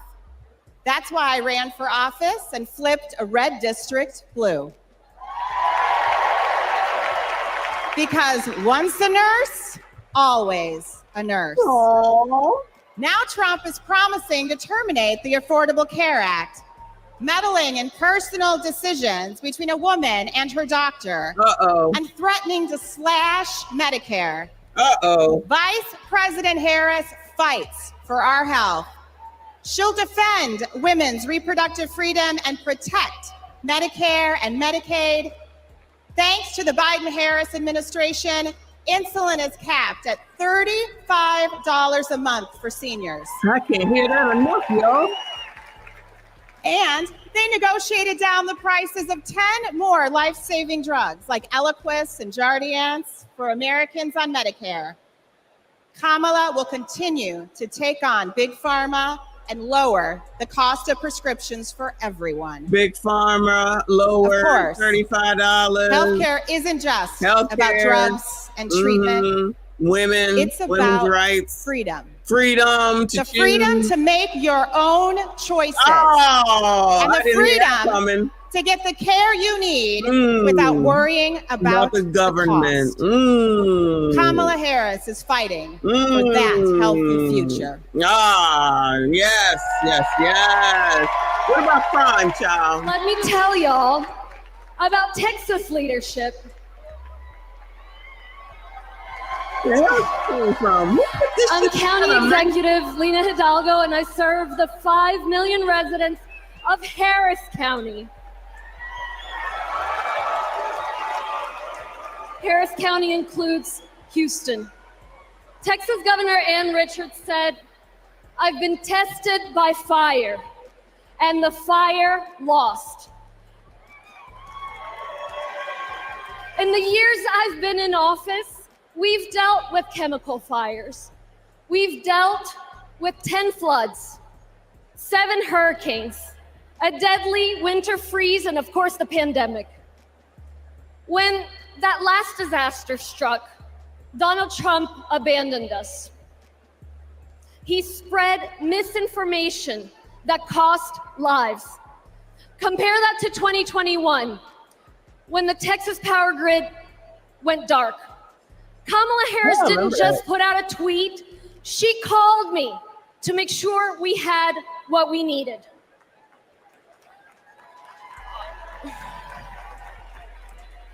Over the years, I've learned that Kamala Harris always calls. And not only does she call, she delivers. She didn't call me? The very week she launched her campaign, she was down in Texas with vital FEMA assistance right after Hurricane Beryl. Kamala Harris cares. She will never risk lives for the sake of politics. Oh, and she's yeah. leading the charge to protect our communities Yes, from extreme girl. weather. Yes. The Biden-Harris administration have announced at least $1 billion to help us with just that. And Houston is thriving. We deserve leaders who acknowledge the threats, heck, the existence of climate change. We deserve tough leaders who have our backs. We deserve compassionate leaders ready to help. That's Kamala Harris and Tim Walz. I can personally attest that Kamala is a leader who has our back. Child, they should have got Big Tiff to do this daggone thing. They should have had Big Tiff do the production of this mess, child. I don't know where it starts and where it ends, child. His friend. I met her when we were both. Girl, I don't give one damn, I promise you. I promise you I don't give a damn where you met her at, child. Let me go ahead and give y'all something else while we wait for this. Let me see. What? How about this one? How about this one? Let's go back to California. Mother of 8 SHOT'd, deleted following confrontation in Oakland. That family that is devastated. A 33-year-old mother of 8 killed in Oakland after confronting drug dealers. Tonight, we're hearing from her mother, who was there when the confrontation took place. NBC Bay Area's Pete Serratos has the details. I just saw all the blood coming out, and I started rubbing her and told her, breathe, Lupita, you know we still need you. You have 8 kids that still need you. Blanca Velasco recounting the fateful day last week when her daughter, 33-year-old Maria Ramos, was shot and killed near her Oakland home on Hilton Street. Ramos was visiting. Not Oakland, Shanghai. I blame you. Shanghai, I blame you. Visiting her mom from Los Angeles with her 8 kids between the ages of 1 to 15. She just started breathing from her nose and was going like slowly. She did it like 5 times, and that's when the police showed up. Velasco says her daughter was killed after they followed a car of individuals who allegedly just sold marijuana vapes to 2 of her grandchildren. They found the car double parked on the street. When Ramos got out to confront the suspects, things took a deadly turn. And I just saw her kind of like taking off, and I just heard the bang. And then I pressed on the gas to put my car in front of their car to shield my daughter. I saw my daughter going down, but I thought my daughter was taking cover. Oakland PD says Ramos was shot multiple times and died at the scene. Police currently have multiple people in custody connected to the homicide. Of course they Velasco do. says she was making plans to move in with her daughter and her grandchildren. Knowing this is no longer a reality is too much for her to bear. I know she wanted to keep on living. You know, I know she tried. In Oakland, Pete Serratos, NBC Bay Area News. Child, what is going on down there in daggone Oakland? I blame Shane Tao. Shane Tao, what are you doing down there, girl? I'm gonna need you to get it together, because something just ain't right. But child, what the hell do I know? Anyway, let me see. It's still this lady in blue talking, child. Oh, Lord. For states, red and blue and everything in between, President Biden and Vice President Harris have been investing in our future and are on our side, and we are not going back.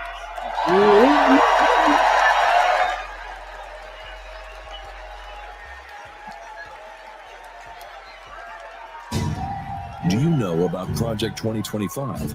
The far right. It is Trump's vision for America's future. I'm not going to be nice. It will ban abortion nationwide, I got rid of Roe v. Wade. raise taxes on middle-class families, gut Medicaid, That's money that funds a lot of medical treatment. strip rights from LGBTQ plus people, Wait a minute, I'm not finished. cut overtime pay, It is going to affect workers' bottom lines. give him unchecked power, And I will wield that power very aggressively. and it begins his first day back in office. In an exclusive undercover video, a co-author of Project 2025 saying that Donald Trump, quote, blessed the work he's doing now. He's been at our organization. He's raised money for our organization. He's blessed it. So he's very supportive of what we do. He doesn't want freedom. He only wants control. I know Donald Trump's type.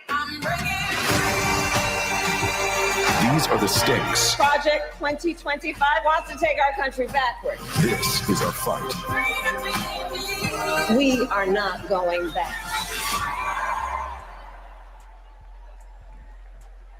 Oh, Lord. No going Please back. welcome Michigan State Senator Mallory McMorrow.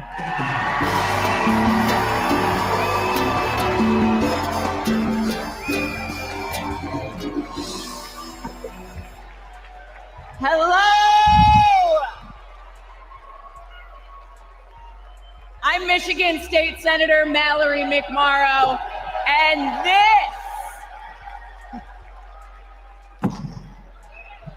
this is Project 2025.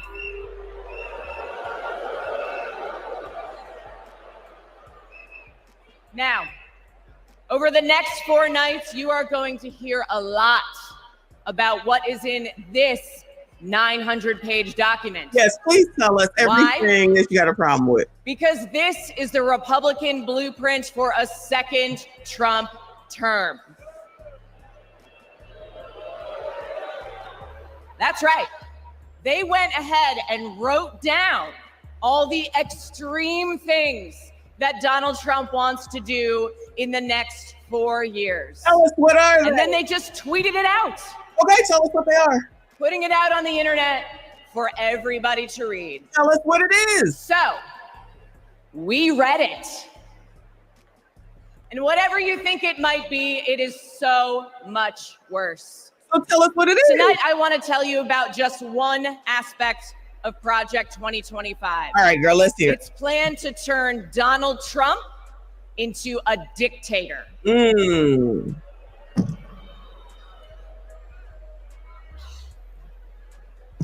Okay, right here on page 535, it says, quote, reissue Trump's Schedule F executive order to permit discharge of non-performing employees. Now that doesn't sound that scary, right? But here's what it actually means in plain English. If Donald Trump gets back into the White House, he's going to fire civil servants like intelligence officers, engineers, and even federal prosecutors if he decides that they don't serve his personal agenda. They're talking about replacing the entire federal government with an army of loyalists who answer only to Donald Trump. I know. All right, then. Okay. Page 873. It says, quote, conservatives have long believed in either ending law enforcement activities of independent agencies or ending their independent status. Again, that sounds pretty boring. But what it means is that under Project 2025, Donald Trump would be able to weaponize the Department of Justice to go after his political opponents. He could. I'm going to pause her for a second, okay? Because I went to, she said page 535, okay? So this is page 535. You see it right here? It says 535 out of 922. So it looks like it's a reference, a reference, a reference, a reference, a reference, a reference, a reference, a reference. This is all references. Oh, no, it's 502. All right. Well, the numbers are off then. I thought this was over 900 pages. Is that page 502? Because over here it says 535. Okay, let me try. Let me go up, see what the numbers say. She said 532. All right. New president should vacate that order. 30 by 30 plan. Biden's executive order requires that federal government, which already owns 1/3 of the country, remove vast amounts of private property from productive use and end congressionally mandated use of all federal land. The end result will be total federal control of an additional 440 million acres of land or oceans in the U.S. by 2030. Although the new president should vacate that order, DOI under a conservative president must take immediate action on the 30 by 30 plan by vacating a secretarial order issued by the Biden DOI that eliminated the Trump administration's requirement for the approval of state and local governments before federal acquisition of private property with monies from the Land and Water Conservation Fund. I ain't even gonna hold you. I don't know what none of that means. I don't know what none of that means, child. Except they try and take land. That's all I feel I hear. National monument designations, as every Democratic president before him, beginning with Jimmy Carter, Joe Biden has abused his authority under the Antiquities Act of 1906, like the outrageous unilateral withdrawals from public use of multiple use federal land under Carter, Clinton, and Obama. So only, child, I can't do this. I can't do this. So only name the Democratic people though, right? That does sound crazy. I ain't even gonna lie. That does sound crazy. So the Republicans never did anything wrong. Biden's first national monument was one in Colorado, adopted over the objections of scores of local groups and at least one American Indian tribe. In the days before the 2024 election, Biden will likely designate more Western monuments.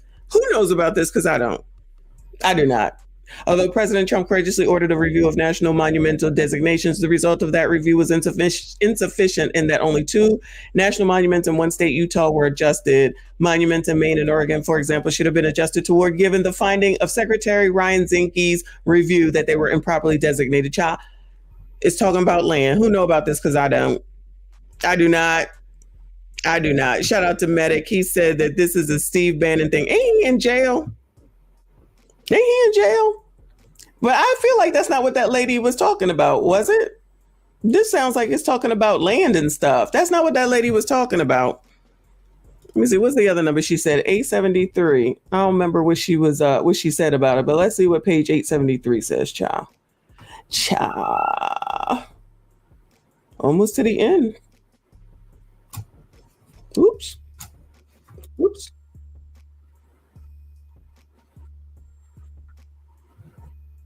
Mm. 817. 837. Look at God. The CFPB. All right. CFPB authorized in 2010 by Dodd-Frank Act since the Bureau's inception is the status on an independent agency with no congressional oversight, questioned in multiple cases. The agency has been assailed by critics as a shakedown mechanism to provide unaccountable funding to leftist nonprofits political aligned with those who spearheaded its creation. CFPB diverting potential millions of dollars in settlement payments for alleged victims of lending bias to a slush fund for private groups tied to the Democratic Party and planning to create a so-called civil penalty fund from its own shakedown operation targeting financial institutions that would use ramped up and trumped up anti-discrimination lawsuits and investigations to bankroll some 60 liberal nonprofits, many of whom are radical Acorn-style pressure groups. CFPB has a fiscal year 2023 budget $653 million and 1635 full-time equivalent FTE employees, blah, blah, blah, blah. CFP is headed by a single director. All right, so they're talking about the damn CFPB, organizational, blah, blah, blah, consumer education, legal, passage of Dodd-Frank was a bid to placate concern over a crisis of regulatory failures identified in the wake of the 2008 financial crisis, which is true. The law imported a new superstructure of federal regulation over consumer finance and mortgage lending in service industries traditionally regulated by state banking regulators. Consumer protection responsibilities previously handled by the Office of the Comptroller, blah, blah, blah, blah, collects fines from the private sector. So it sounds like they're mad that the money goes to the CFPB when someone gets fined for something. I bet you most people don't even know what the damn CFPB is, to be perfectly honest with you, because you'd have to know about money in order to know about it. CFPB is not subject to congressional oversight, and its funding is not determined by elected lawmakers in Congress. As part of the typical congressional appropriation process, it receives its funding from the Federal Reserve, which itself funded outside the appropriations process through bank assessments. They probably need something to be independent, to be perfectly honest with you. Child, let Big Tiff be in charge of it. What you think about to happen? All right, so they're talking about the CFPB here. Is that what that lady was talking about? So what, does she want it to be run by politicians? Honestly, I think it should stay on its own myself, but what the hell do I know? Anyway, yeah, that CFPB came because of what happened in 2008. They're supposed to be regulating over the banks. And from what I understand, they do that. And that's where people are supposed to go to find out about how to use credit, about finance and what the laws are. And if you have a problem, that's where you can go and find out what the rules are. But I'm sure many people don't use it. It sounds like they might want to control it because there's a lot of money that goes there. That's what it sounds like to me. I don't have a problem with it. I think they should remain independent, but that's not enough for me to say, okay, you know, I can't stand Donald Trump because they want to control the CFPB. Because what the hell don't they control? Shout out to Casey Cat. I appreciate you. She said Project 2025 was written by a beyond right-wing think tank, the Heritage Foundation. They're crazies. Trump denounced it long ago and they're big mad. Well, what I will say is that he may denounce it, but he does know the people, because some of them people that was on that damn foundation are people that used to work with him when he was in the office. So, you know, I take what he says with a grain of salt, because you already know I don't believe a damn thing that man says. Shout out to TQS. I appreciate you. He said page 525, 535, cash money taking over.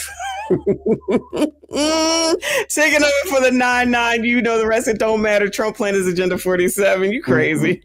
Shout out to TQS. You are crazy. Shout out to y'all. Let's get back to her, child. What else you got to say? Could even turn the FBI into his own personal police force. That is not how it works in America. Yes, because in America, they would rather have everyone do whatever they want, whenever they want, however they want. And when criminals do things like give vape pens to children, and then the mama tries to say something, then she out of here. And now grandma got to take care of 8 damn kids. Child, that's what we're supposed to be excited about, right? That's how it works in dictatorships. And that's exactly what Donald Trump and his MAGA minions have in mind. An expansion of presidential powers like no president has ever had or should ever have. Now, by the way, if you're asking if any of this is even legal, well, remember, thanks to Donald Trump's hand-picked Supreme Court, he's now... She says that like presidents in the past have never picked people to be replaced on the damn Supreme Court.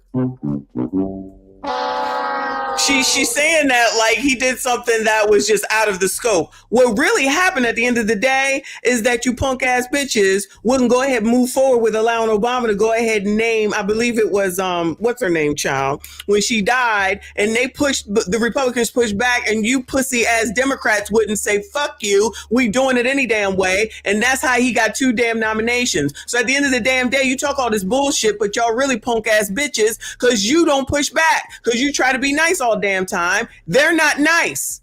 They're not nice. So see what that gets you?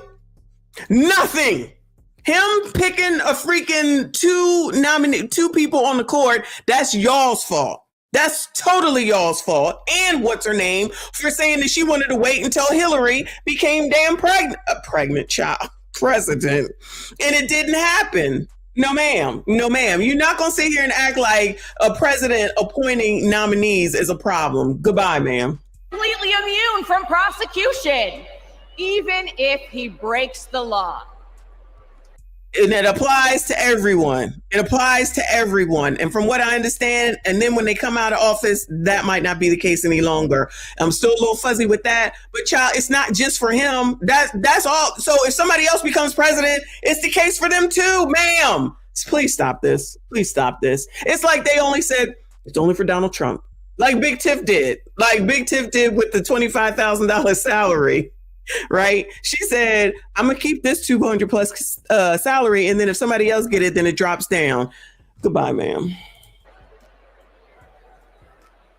But that's not who we are, because we believe in a government of the people, by the people, and for the people. Not the government of Donald Trump, by Donald Trump, and for Donald Trump. We believe in the separation of powers and the rule of law.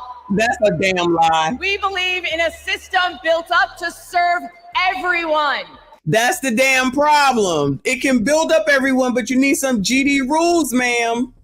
Not breaking a system to serve one petty, selfish man. I don't care about the name callings. They all do it. I don't give a damn what they call each other. But when we gonna get down to what the hell it is you talking about, that's when we got to talk, ma'am. Truth is, there's only one way to stop him, and to stop Project 2025. How do we do it? We elect Kamala Harris this November.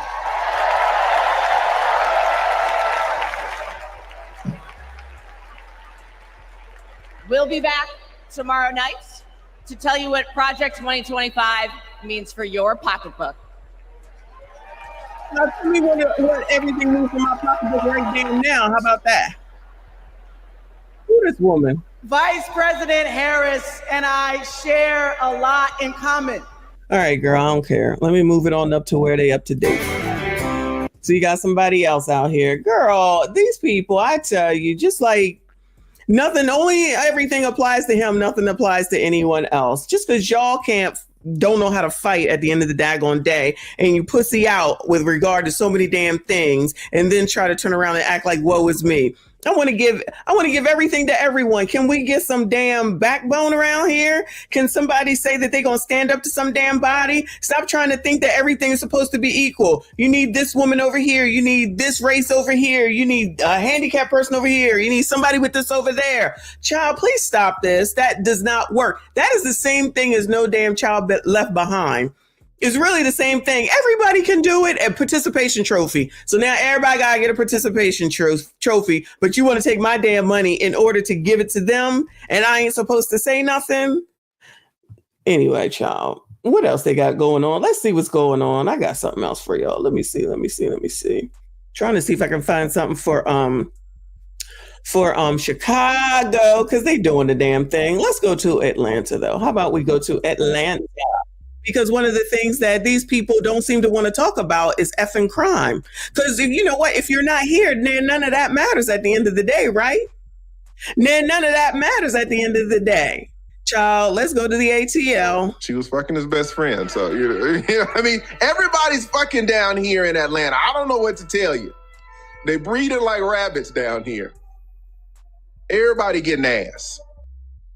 Stop the violence. Atlanta is a Mechanicsville community asking for help after 5 people SHOT'd. Community calling for peace after gunfire hurt 5 people in Mechanicsville this weekend. It all happened on Saturday, just a few hours after a community event near Windsor Street Plaza. We know 3 teens and 2 women were hit, and just last night, community leaders called for Atlanta city leaders to pass legislation limiting celebrations similar to this past weekend's event. 11 Live's Angelina Salcido live from Atlanta Police Headquarters tonight. And Angelina, while they investigate this, the community is asking for help here. And that's exactly why they held a rally in the exact spot that this shooting happened. They're trying to inject some love into this community after tragedy. Tonight, I'm told that a 32-year-old woman is hospitalized after her family says that she was shot in the head. They are praying for everybody involved here.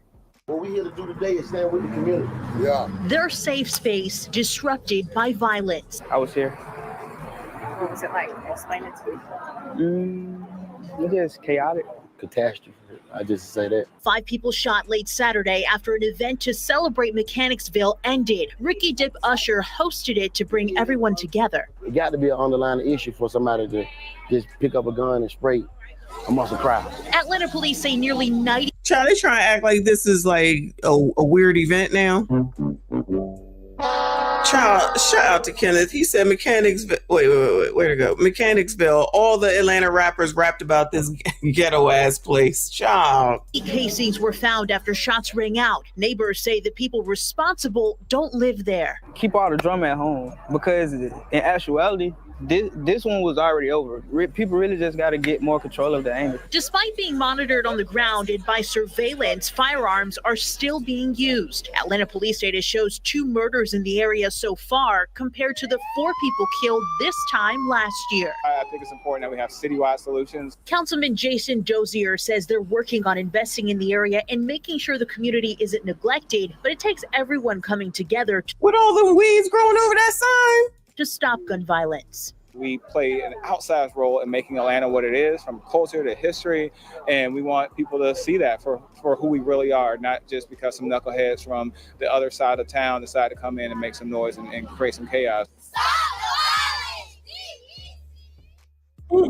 Now, these community leaders also brought up mental health and the need to get resources straight to those that are choosing to pick up a gun here. Counselors were on hand for anyone that was at the rally and felt like they needed some support and some help. APD also on the ground talking and listening to neighbors. The sergeant there told me he knows it takes everyone to try and reduce gun violence. We're live tonight in.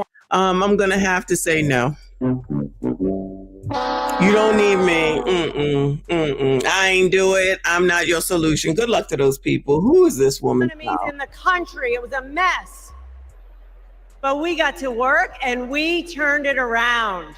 We turned it around with a pro-business, pro-worker agenda. Kamala Harris has that same agenda. She knows we need an economy where the costs are low and opportunities abound. An economy where people can show up to their jobs with dignity and pride. She has a new economic vision for America. You know how she knows that? How? She knows it because just like me, Kamala Harris grew up in a middle-class home. Yawn. Shout out to Kofa in the building. Thank you so much, hon. He said the other side of town. Ninja, do you know where you are? Yo, I can't. But that's not bad. That was just the ATL, y'all. Okay. I found the one for Chicago because that lady ain't talking about nothing. Activists call on City of Chicago to do more to tackle GUN violence. State and federal levels, there are full-time jobs and departments dedicated to addressing and reducing gun violence, but not in Chicago. New at 10, our Charlie DeMar is live to introduce us to a group of faith leaders working to change that. Charlie? And Joe and Erica, meeting just wrapped up here in Hyde Park, where a group of faith leaders say that when Mayor Brandon Johnson was just a candidate, he'd expressed firm interest in funding and establishing an office to address gun violence, full-time funding that office. But more than a year into Mayor Brandon Johnson's first term in office, that hasn't happened. Oh, this is a young lady that was our hero that saved the little boy's life. Sandra Cooks volunteers with a Chicago nonprofit that helps families impacted by gun violence. She says last month she provided life-saving aid to a teenager who was shot in front of her. My main concern was the babies. I didn't want them to die. We ain't free till we all free. We ain't free till we all free. Cooks joined a large group of faith leaders and violence interrupters who are pleading with the city of Chicago to create an office of gun violence reduction. The value of creating an office is that it doesn't come and go with one administration. The clergy says the plan was initially introduced to Mayor Rahm Emanuel, then Lori Lightfoot, and now Mayor Brandon Johnson. But I feel like y'all are just sitting here telling on yourselves. But maybe it's just me. The funding has never been secured. We presented opportunities for them to engage in an office of gun violence reduction, and they did not have the political will to make a decision. And so we're calling on this administration, this mayor, and this city council to build legacy. Everybody in this auditorium deserves to feel safe and to be safe. In a special meeting with the Community Commission for Public Safety and Accountability, former CPD Superintendent Eddie Johnson spoke in favor of developing the new position. One of the ways that we do that is ensuring that we get the proper data from the police department and from the city that shows us where these things are occurring. It's time that Chicago have an office for gun violence. I'm confused, Pastor. I'm confused because Joe said that crime was down, and clearly it's not on Kamala's list of things to be worried about. And Shot Spotter is on its way to hell on up out of there. So how do you think that's going to help with what it is you're looking for in Chicago? I thought that was pretty helpful. But y'all, what do I know? So it's just a bunch of wash, rinse, repeat. But Joe said crime was down. We haven't heard one person on the convention talk about crime yet. And Mayor Brandon Johnson's office releasing a statement tonight saying that the mayor is open to exploring additional options at addressing gun violence, adding that the mayor's office has met with these faith leaders and has also agreed to future meetings with them. We are live tonight in Hyde Park. So he hopes to help, and he's agreed to meet with you in the future. Sounds like it's about to be resolved. If you ask me, child, you're getting everything that you want. I'm just trying to understand when anyone is going to see that what you're doing is not working. Brandon don't give a damn. Pritzker don't give a damn. Child, you can't tell nothing to y'all. Half damn crazy. Let's see. Who is this man? And I will not be voting for Trump in 2024. My name is Norma. I'm from Carson, Washington, and I am a two-time Trump voter. I will not be voting for Trump this time around. I'm actually embarrassed to say that I did vote for Trump in 2016. Donald Trump has nothing but contempt for the American people. And ironically, for those who claim to be his base, he's only interested in benefiting himself personally. Everything he said he would do, he did not do. I do not trust that he can do the right thing anymore. We've seen what Donald Trump really is, and it disgusts me to my core. I don't think the man can be trusted. He talks out of both sides of his mouth. He's a very dishonest person. I hate the way he disrespects women. Voting against Trump and for Kamala Harris is the right thing to do. Right thing to do, y'all.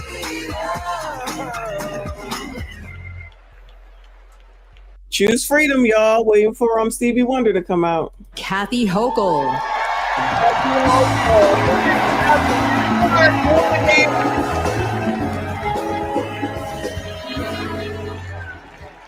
Hello, Democrats. Hey, girl. Are you ready to elect Kamala Harris, the first president of the United States? Yes, you are. Yes, you are. Friends, like so many of us, my grandparents came from Ireland as teenagers with nothing but hope in their hearts and fire in their bellies. They built their lives in the promised land of Buffalo, New York. A union card meant good work at the steel plant. The steel plant that lifted my parents from living in a trailer to the middle class. Like other families in my blue-collar community, they believed that with hard work, they could build a better future, not just for themselves, but for those with less hope and less opportunity. I'm proud of my roots and the values I learned: grit, determination, compassion. Kamala Harris and Tim Walz grew up with those same values. And those values have always defined the people of my state. Well, most of us anyway. What the hell is going on? Donald Trump was born a New Yorker, but ended up a fraud, a philanderer, and a felon. He wasn't raised with the New York values that I know. He never had to worry about childcare costs or groceries or rent. He never had to worry about anything or anyone but himself. Trust me, America. If you think you're tired of Donald Trump, talk to a New Yorker. We've had to deal with him for 78 long years. The fraud, the tax dodging, the sham university, the shady charities. We've seen him stiff contractors, rip off workers. He abuses women, brags about it, and then takes away their rights. And New Yorkers are sick of it. It's no wonder he had a fleet of Mar-a-Lago. Sorry about that, Florida. Sorry about that. Trump hasn't spent much time in New York lately, except that is to get convicted of 34 felonies. And that's just fine with us, because New York's motto is Excelsior, ever upward. And Trump takes us ever downward. Because here's what Trump never understood. America isn't a luxury good to be bought and sold by the privileged and powerful few. America, we just can't afford another 4 years of that. We have kids to feed, roads to build, jobs to create, real problems to solve. And we need leaders who can get it done. Trump talked big about bringing back manufacturing jobs. But you know who actually did it? President Biden and Vice President Kamala Harris. Thank you, Joe. Thank you, Kamala. And look no further than the city of Syracuse, where a company called Micron is building a $100 billion microchip factory with union labor. It's the largest private investment in American history, and it's going to create 50,000 good-paying jobs. The Biden-Harris administration has made the most significant investments in our economy in generations. And as president, Kamala Harris will continue to build an opportunity economy for all. My friends, history's watching us. Together, we must protect abortion rights. Together, we must protect the middle class. Together, we must protect the American dream. And together, we must elect Kamala Harris, President of the United States. Thank you.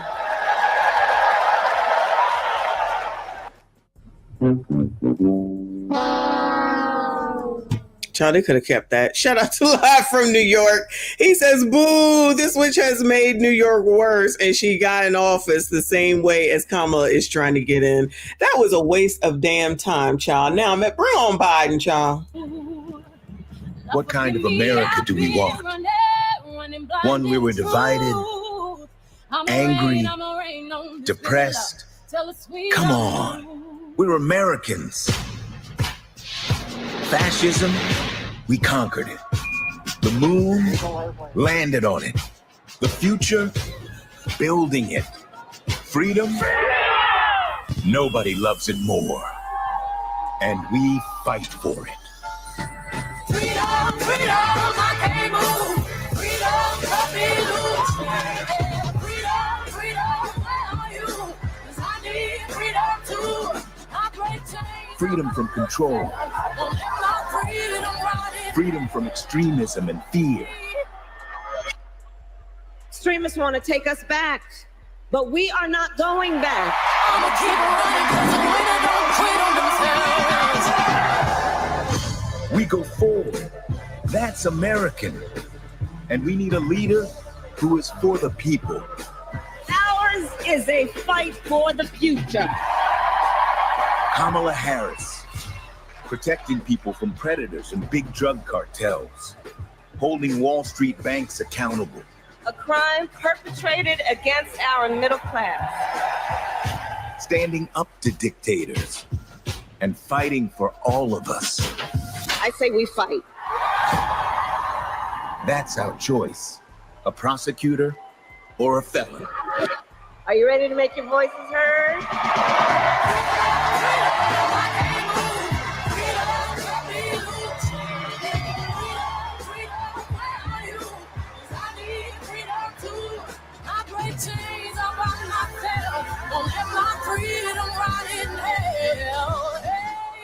Do we believe in the promise of America? And are we ready to fight for it? I'ma keep on running 'cause the winner don't quit on themselves.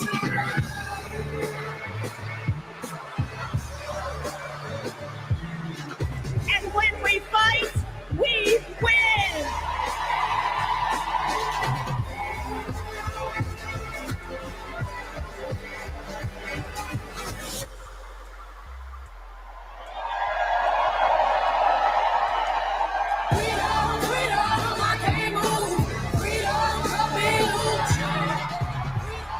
Child, is Beyonce coming out here? Oh, shit.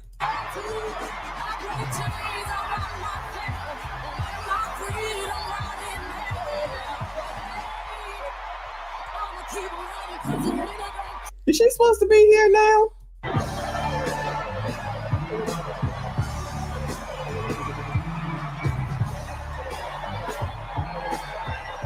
Is she introducing Biden? Is that what's about to happen? Good evening, everyone.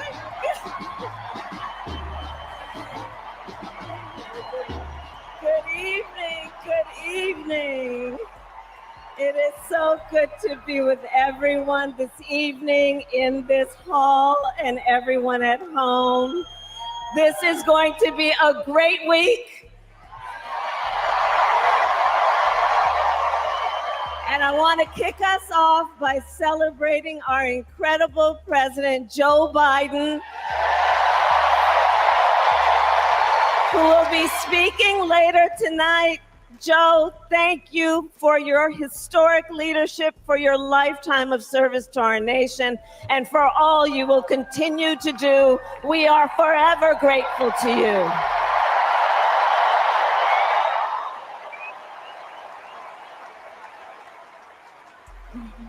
Thank you, Joe. And looking out at everyone tonight, I see the beauty of our great nation. People from every corner of our country and every walk of life are here, united by our shared vision for the future of our country. And this November, we will come together and declare with one voice, as one people, we are moving forward.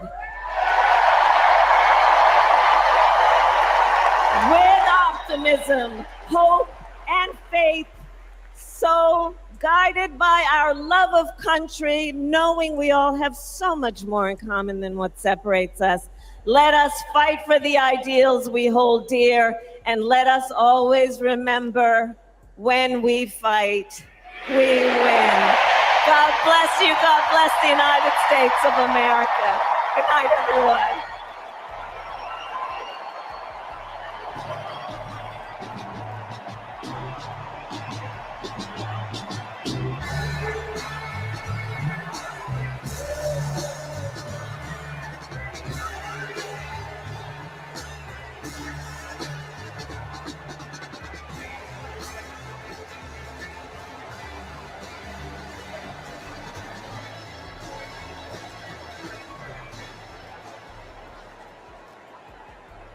Please welcome actor and director Tony Goldwyn.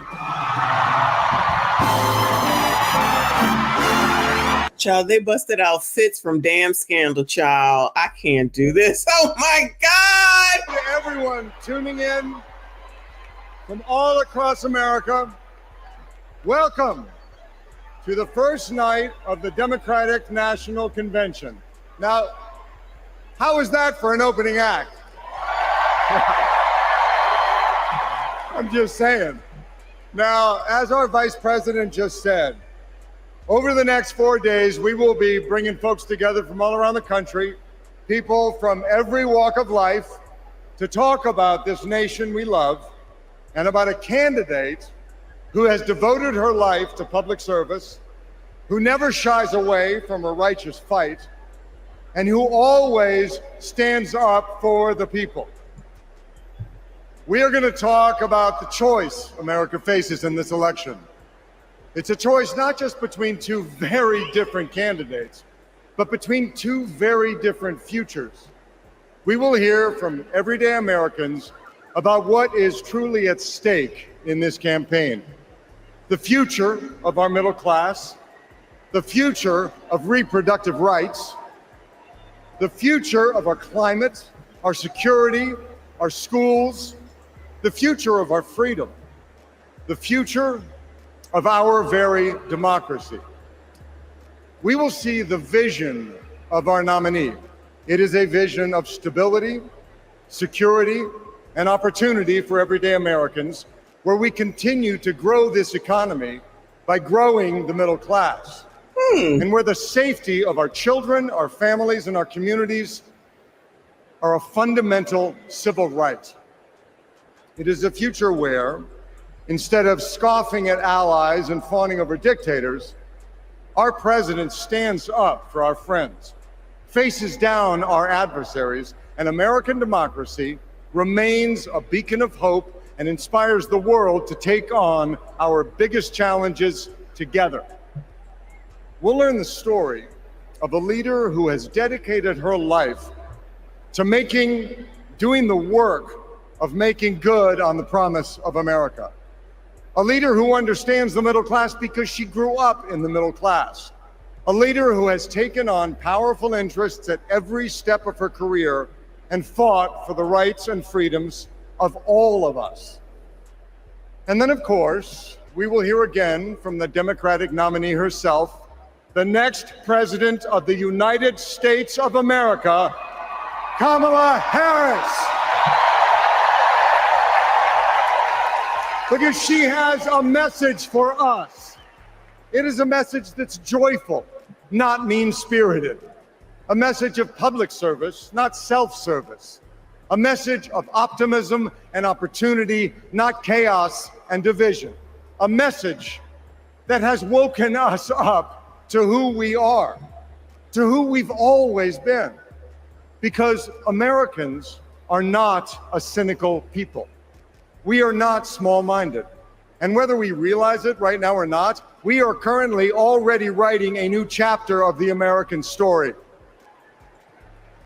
And we can dream as big as we want. So I just want to ask you, are you excited? Yeah? Well, good. Are you ready? Okay. Well, then I challenge you to make this the moment you get off the sidelines and into the game. So I want you to text JOIN to 30330 and get involved. Because when y'all get your phones ready and text on up, okay? And we are going to win this thing together. And while we're doing it, we are going to have a whole lot of fun. So let's get started.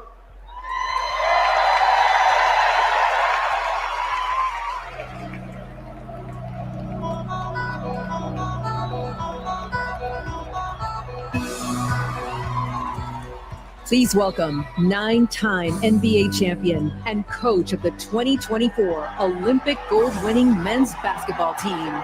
Goodbye. Shout out to Steve Kerr, seriously. Woo! Woo! Thank you so much.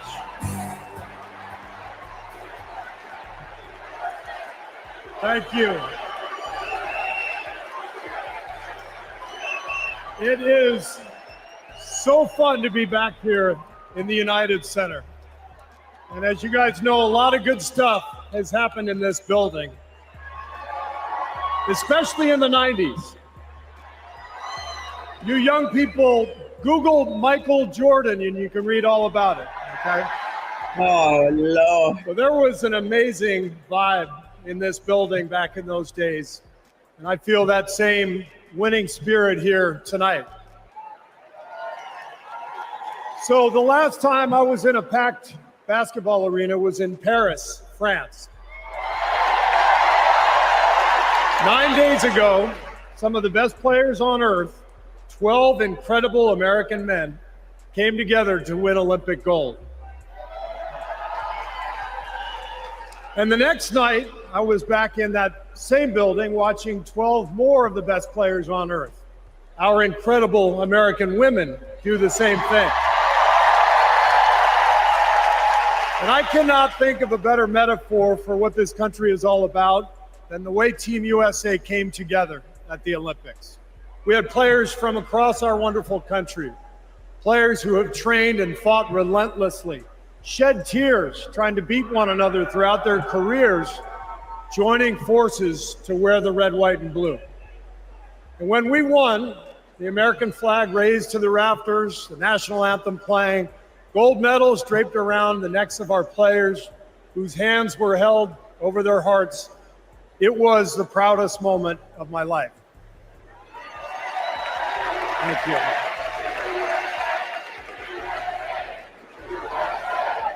Thank you. Now, I could never have imagined that a few days later I would receive an invitation to step into a different kind of arena. And so here I am. I know very well that speaking out about politics these days comes with risks. I can see the shut up and whistle tweets being fired off as we speak. But I also knew as soon as I was asked that it was too important as an American citizen not to speak up in an election of this magnitude. The reason I said yes to speaking here tonight is that as a coach and former player, as a husband, a son, a father, even a grandfather, and as an American, I believe in a certain kind of leadership. I believe that leaders must display dignity.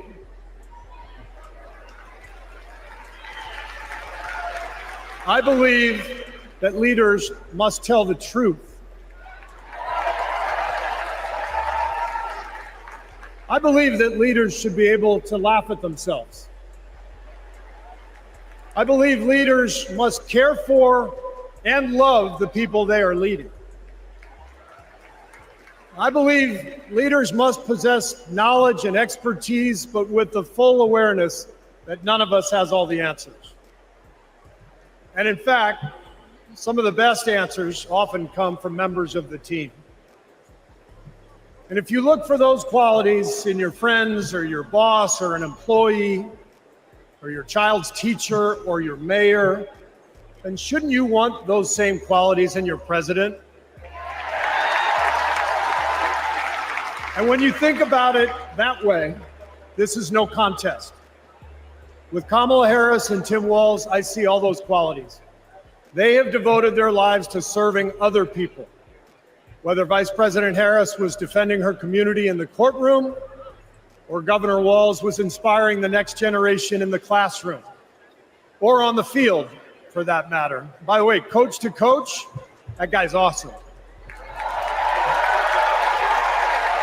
Although, I have to say, Coach Walz, way too much reliance on the blitz in '99 against Mankato East. You had a strong defensive line. I would have played more press coverage with your corners and then dropped the safeties into a Tampa 2. That's just me. Sorry. I wanted you to know how I feel every day of the NBA season. All right. But listen, the joy, the compassion, the commitment to our country that we saw at the Olympics, that is what Kamala Harris and Tim Walz have. And it is what our country needs. Leadership, real leadership. Not the kind that seeks to divide us, but the kind that recognizes and celebrates our common purpose. Think about what our team achieved with 12 Americans in Paris, putting aside rivalries to represent our country. Now imagine what we could do with all 330 million of us playing on the same team. Not as Democrats, not as Republicans, not as libertarians, but as Americans who know the greatness of this nation doesn't come from any one of us, but from each of us doing our part to build a more perfect union. That vision is what this campaign is all about. It's why I'm here tonight. And it's why I'll be getting out every day to help people get out and vote on November 5th and elect Kamala Harris and Tim Walz as the next president and vice president of the United States. And after the results are tallied that night, we can, in the words of the great Steph Curry, we can tell Donald Trump, night, night. Thank you.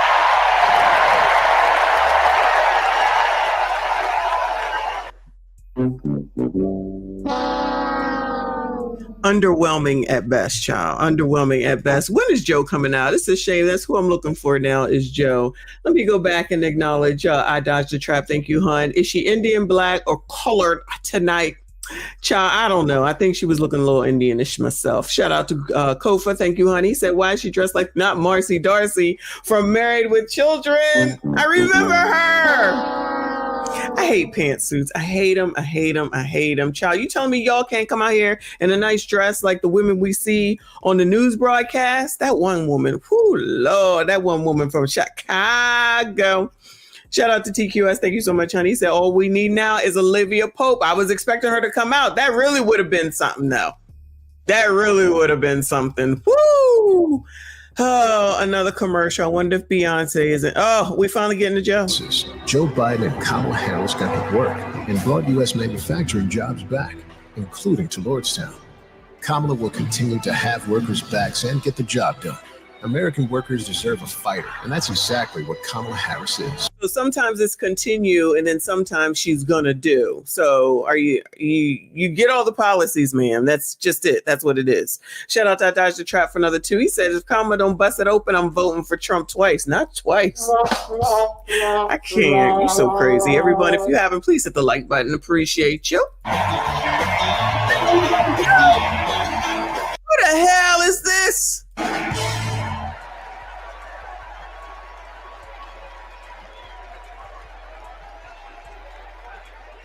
All right. All right. Yeah.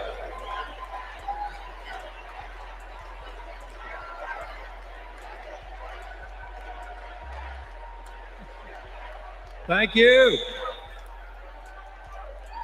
Good evening, America, and good evening to the people that make this world move, the working class.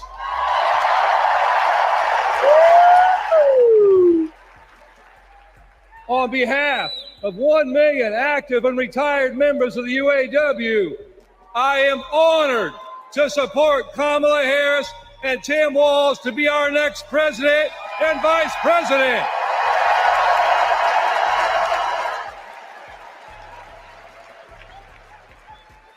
And I want to say thank you to Joe Biden for making history by walking the picket line with the UAW.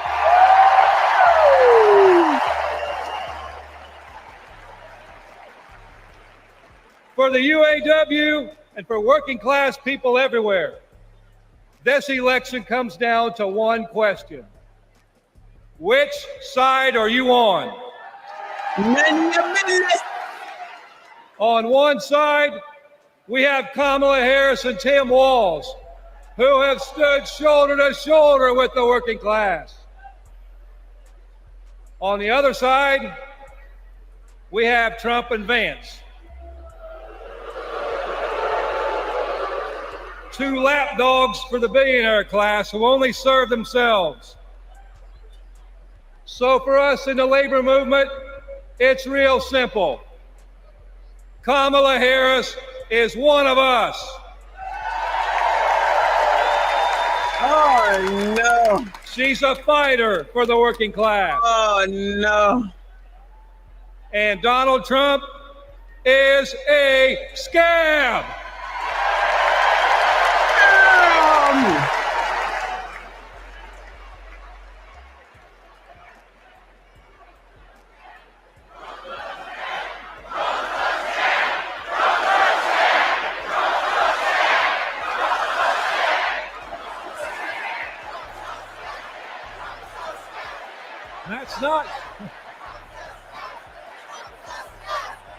That's not just my opinion, that's a fact. All we have to do is look at the track record. When Donald Trump was president, corporate America ran wild. Donald Trump did not bring back the auto industry. When Donald Trump was president, auto plants closed. Trump did nothing. Trump told workers in Lordstown, Ohio, that he would be bringing all the auto jobs back. And Trump did nothing. In 2019, General Motor workers went on strike for 40 days for good jobs and a better life. And Trump did nothing. Talk is cheap. But in 2019, you know who was on the picket line standing shoulder to shoulder with auto workers? I'll give you a clue. Her initials are Kamala Harris. In 2023, who helped bring jobs back to Lordstown, Ohio? Kamala Harris. And in 2024, who will stand with the working class in our fight for justice? Kamala Harris. And that's the difference. Donald Trump is all talk, and Kamala Harris walks the walk.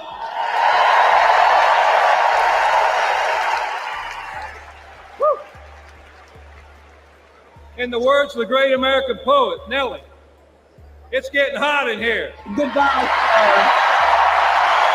Goodbye, sir.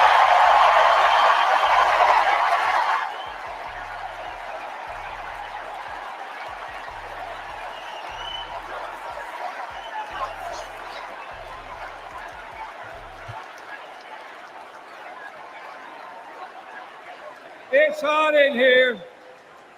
It's hot in here because you're fired up and you're fed up, and the American working class is fired up and fed up. Goodbye, sir. The American working class is in a fight for our lives.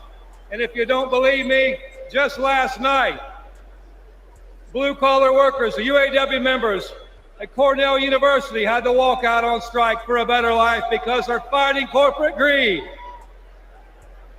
And our only hope is to attack corporate greed head on.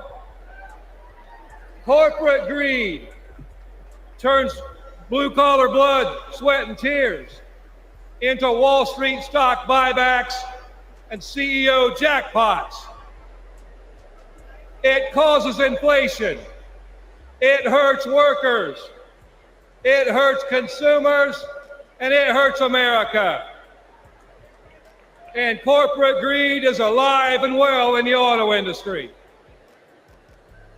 You know, last fall, we achieved life-changing gains in our strike at the Big Three.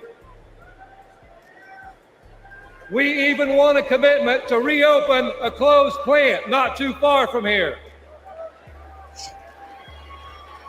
We were able to do that thanks to the support of Kamala Harris and Joe Biden and the thousands of auto workers that went on strike.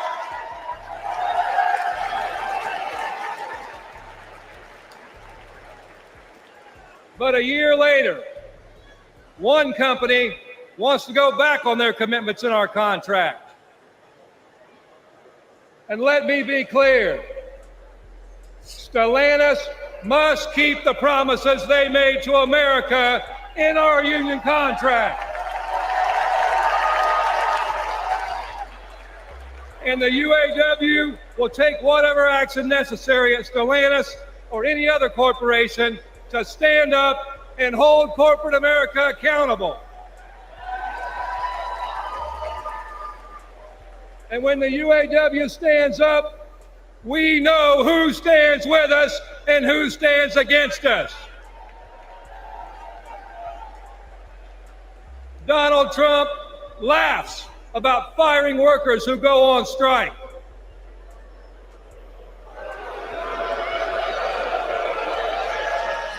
And Kamala Harris stands shoulder to shoulder with workers when they're on strike.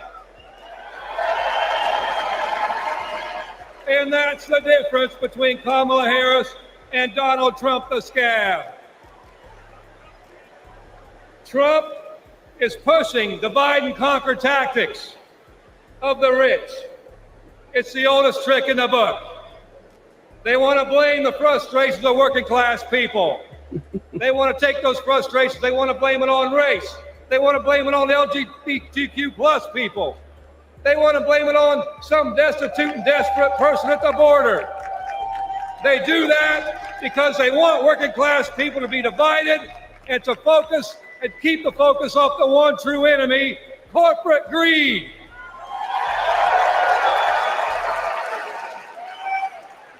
The rich think we're stupid, but working class Americans see this for what it is. This is our generation's defining moment. So I have a question for you. Are you ready to stand up, speak up, and show up and put Kamala Harris and Tim Walz in the White House?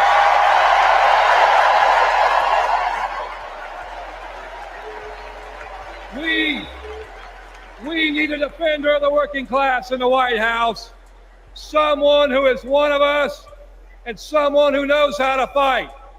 And that fighter is the next president of the United States, Kamala Harris.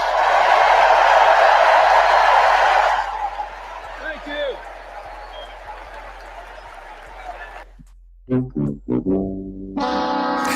Come on, Joe. This is not going well if you ask me. This is not exciting at all. Shout out to Live from New York. Thank you, honey. Said Biden got regular everyday cars costing $100,000. Kamala is going to make it even worse. I don't disagree. It's crazy.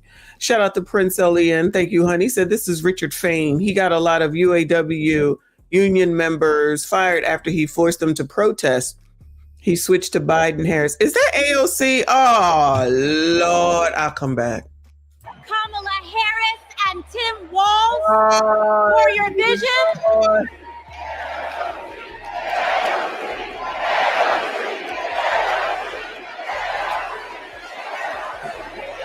Thank you.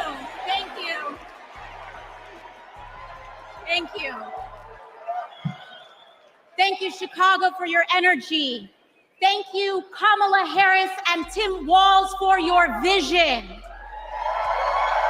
And thank you, Joe Biden, for your leadership.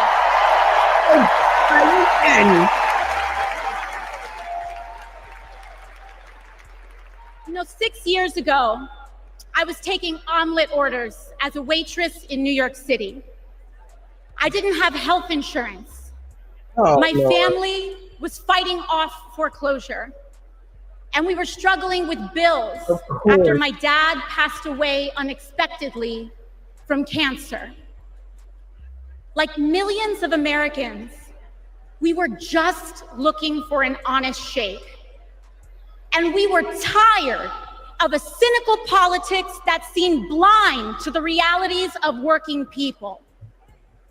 It was then, only through the miracles of democracy and community, that the good people of the Bronx and Queens chose someone like me to elect them in Congress.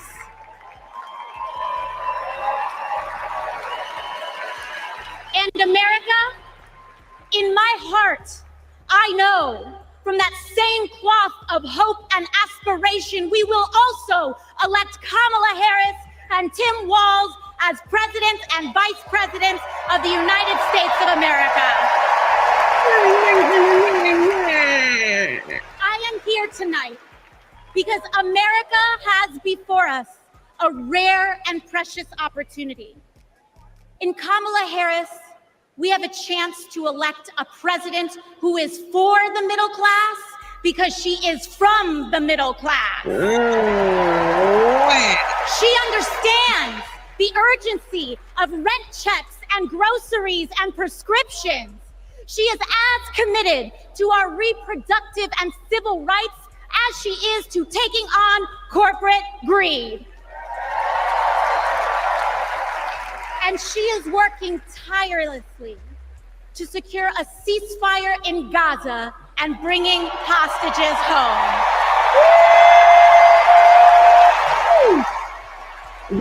On that phone. In Kamala Harris, I see a leader who understands. I see a leader with a real commitment to a better future for working families. And Chicago, we have to help her win. Because we know that Donald Trump would sell this country for $1 if it meant lining his own pockets and greasing the palms of his Wall Street friends. And I, for one, am tired of hearing about how a two-bit union buster thinks of himself as more of a patriot than the woman who fights every single day to lift working people out from under the boots of greed, trampling on our way of life. The truth is, Don, you cannot love this country if you only fight for the wealthy and big business. To love this country is to fight for its people, all people, working people, everyday Americans like bartenders and factory workers and fast food cashiers who punch a clock and are on their feet all day in some of the toughest jobs out there.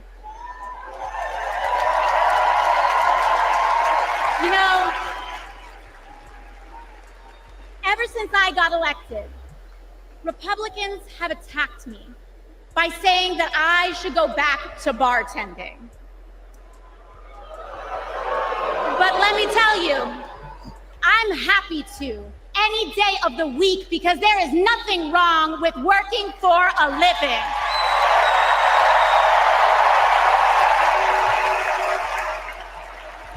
Y'all tell that to the Zaz, see what they say. Imagine having leaders in the White House who understand that. Leaders like Kamala and Tim. But Chicago, just because the choice is clear to us does not mean that the path will be easy. Over the next 78 days, we will have to pour every ounce, every minute, every moment into making history on November 5th. But we cannot send Kamala and Tim to the White House alone. Together, we must also elect strong Democratic majorities in the House and in the Senate so that we can deliver on an ambitious agenda for the people. Because if you are a working parent trying to afford rent and childcare, Kamala is for you. If you are a senior who had to go back to work because your retirement didn't stretch far enough, Kamala is for you. If you're an immigrant family just starting your American story, Kamala is for you. America, when we knock on our neighbor's door, organize our communities, and elect Kamala Harris to the presidency on November 5th, we will send a loud message that the people of this nation will not go back. We choose a new path and open the door to a new day, one that is for the people and by the people. Thank you. Thank you very much. God bless. God bless you all. Oh, thank you. That's over. A whole bunch of more shrieking like that other daggone lady. Nobody's better than her, though. Caw! But still, child, please. Anyway, Prince, thank you so much. I don't think I finished. My bad. I meant Sean. I said the wrong thing. When is Joe coming on? It's almost 10 damn o'clock. Oh, the president is back, y'all. Good Lord. So Kamala Harris's story begins in a middle-class neighborhood in the East Bay. Tony, stop this. Shout out to TQS. He said MAGA equals make AOC gone again. Chop, really? Live from New York. Thank you, honey. Said AOC hugs every migrant that makes it to New York. She just might, though. She just might. Make everything Democrat. Hell no. Hell no. No. Thank you, TQS. He said, AOC, go make Michonne a margarita with light sugar. Child. Yes, that sounds perfect right about now. I need a drink. Woo, another commercial. Shout out to Prince for another 5. He said the Democratic Party's the party of the wealthy. The majority of billionaires in this country and big corporations are owned by liberals and progressives. So ain't nobody trying to listen to them. Just sit up here and say whatever. Like what's going on now? So we're just going to ignore it all, right? So now y'all got to see Kamala's past life to prove she was in the middle class. I guess they're not going to talk about whether she's black or whether she's Indian or anything. I guess we've gotten past that. Mom Shamala rented the apartment that was above the Shelton's nursery. So in the beginning, Mrs. Shelton used to babysit the girls. Shama was a single mom. Life was not easy for them, but she loved her daughters fiercely.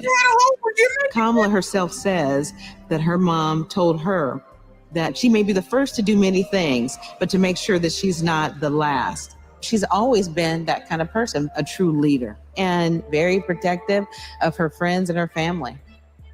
When Kamala was all of 4 years old, her best friend in kindergarten, Stacy Johnson, got into something with another kid on the playground. This one particular day, we had made some clay art, and this one boy in our class had taken mine for whatever reason and threw it on the ground, and it shattered. So Kamala, being very protective, just jumped in front of me and stood up to him. To me, that shows the kind of person that she has always been, to stand up to the bully and to stand up for the underdog and to stand up for what is right. Kamala carries the lessons of our mother, the fighting spirit of our mother, the compassion. And I have seen it over and over again in our growing up. When we were in high school, my sister's friend, Wanda, was being molested by a family member. And Kamala just jumped in. She wanted her to come and stay with us. And Mommy said, of course. That is Kamala. She can't. Secretary of State Hillary Clinton, Mayor Brandon Johnson will also deliver a welcome address. Oh, today. Lord, I And thought they was on to it. Lord. Led her to become a prosecutor. Looking back now, I could say it was her calling.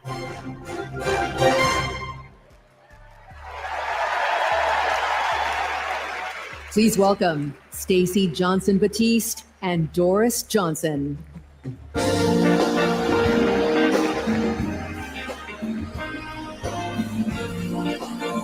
There are a lot of women coming through here. Hey, I'm Stacey Johnson Batiste, and this is my mom, Doris Johnson. We are so excited and honored to be here with you. Kamala and I have known each other for a long time. We met at Berkwood Hedge School. We hit it off immediately and became each other's very first best friends. Our moms also became fast friends. And on weekends, we would pile into my 1966 Mustang, and Kamala's mom, Shamala, would sit in the front with me, and Kamala and Maya and Stacy would sit in the back, and off we would go to a movie or some adventure.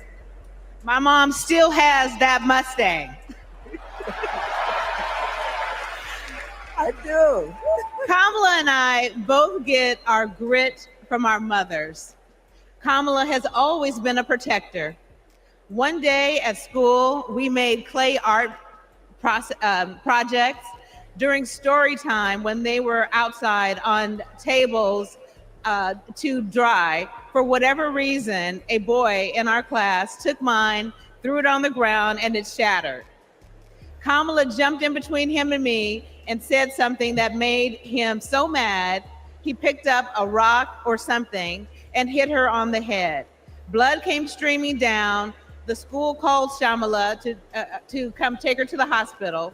The stitches she got left a scar over one of her eyes. She still has it.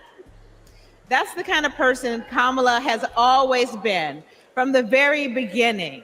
Someone who doesn't hesitate to stand up for what's right, to take up for the underdog, and to stand up to bullies.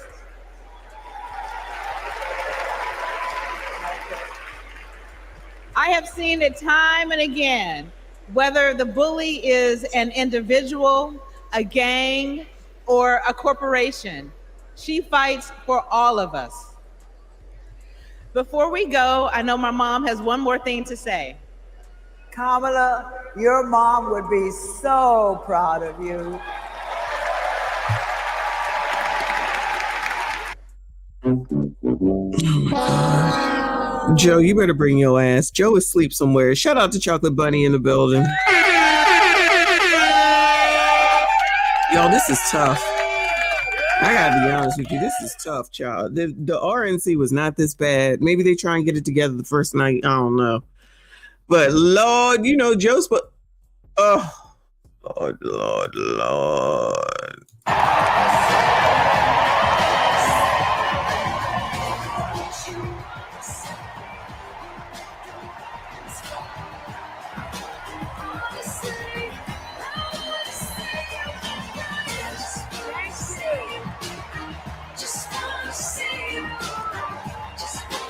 you so much. Thank you.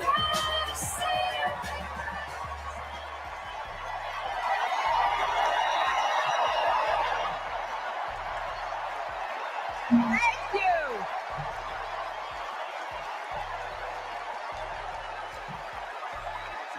Thank you all so much.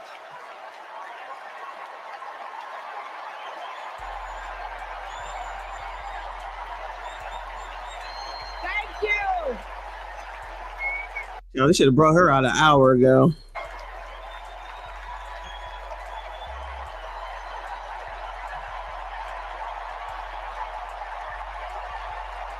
This crowd has been asleep until Hillary showed up. But come on now. This crowd has been asleep. This has been the worst up until now.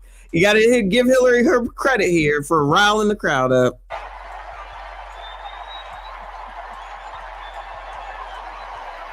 Thank you so much. No.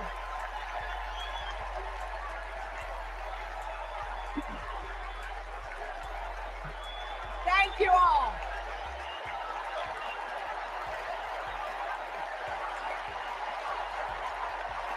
Thank you. Thank you. Thank you. Thank you. Thank you so much. Wow. There's a lot of energy in this room, just like there is across the country.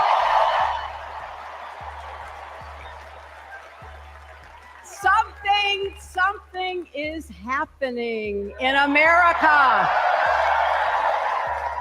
You can feel it.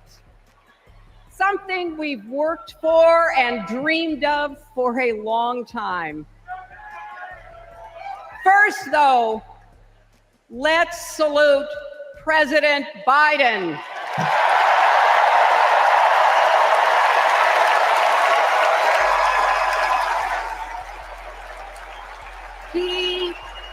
He has been democracy's champion at home and abroad. He brought dignity, decency, and confidence back to the White House. And he showed what it means to be a true patriot. Thank you, Joe Biden, for your lifetime of service and leadership.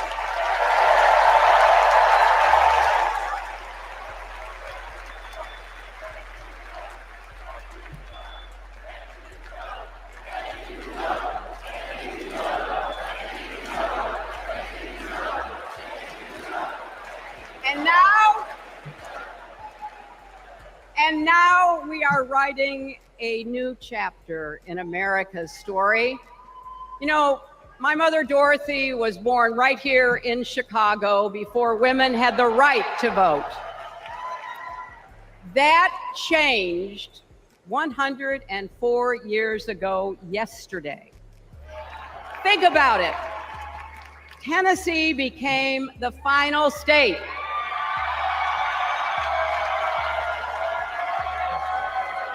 to ratify the 19th Amendment to the Constitution.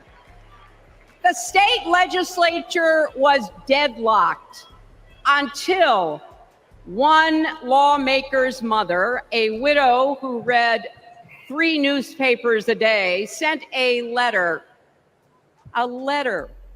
to her son. "No more delays," she wrote. "Give us the vote." And since that day, every generation has carried the torch forward. In 1972, a fearless Black Congresswoman named Shirley Chisholm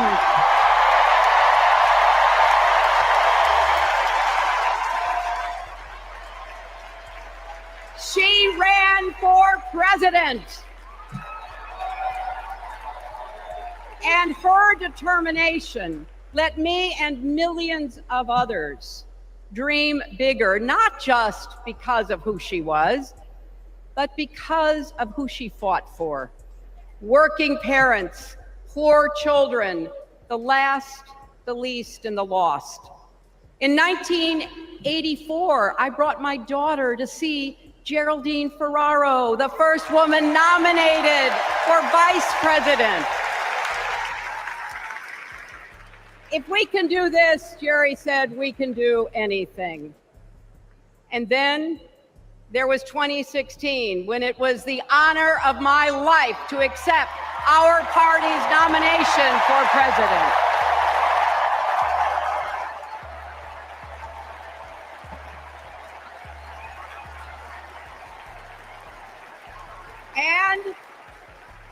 And nearly 66 million Americans voted for a future where there are no ceilings on our dreams.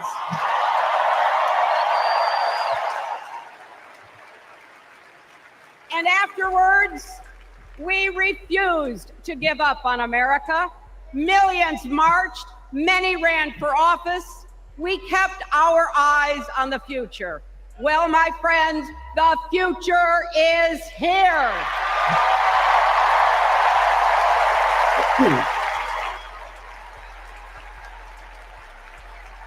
I wish my mother and Kamala's mother could see us.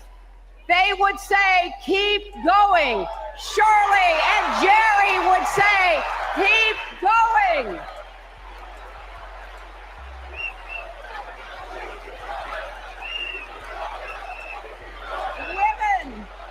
Women fighting for reproductive health care are saying, keep going. Families building better lives, parents stretching to afford childcare, young people struggling to pay their rent. They're all asking us to keep going. So, with faith in each other and joy in our hearts, let's send Kamala Harris and Tim Walz to the White House.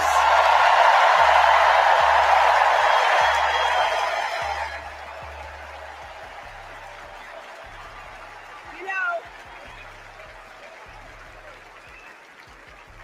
the story of my life and the history of our country is that progress is possible, but not guaranteed.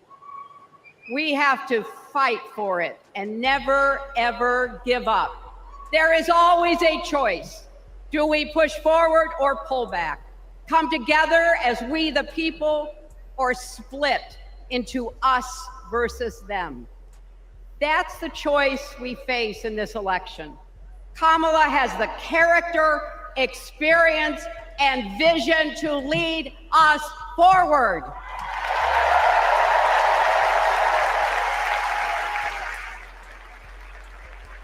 I know her heart and her integrity. We both got our start as young lawyers, helping children who were abused and neglected. That kind of work changes a person. Those kids stay with you. Kamala carries with her the hopes of every child she protected, every family she helped, every community she served. So as president, she will always have our backs, and she will be a fighter for us. She will fight to lower costs for hardworking families, open the doors wide for good-paying jobs, and yes, she will restore abortion rights nationwide.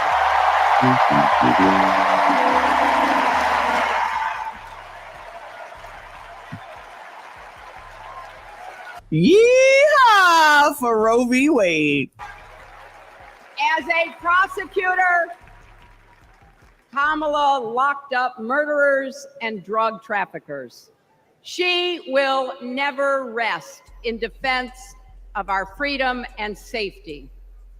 Donald Trump fell asleep at his own trial, and when he woke up, he made his own kind of history. The first person to run for president with 34 felony convictions.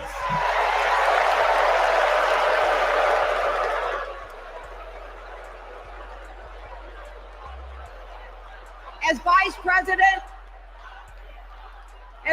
President, Kamala sat in the Situation Room.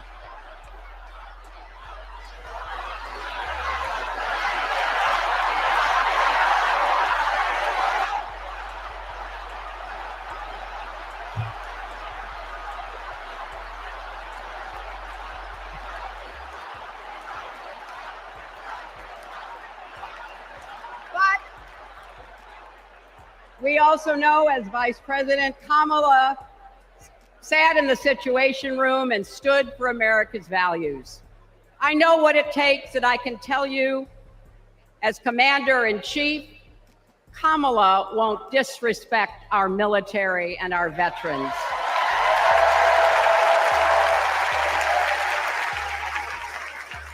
She reveres our Medal of Honor recipients. She won't be sending love letters to dictators. She will defend democracy and our Constitution and will protect America from enemies, foreign and domestic.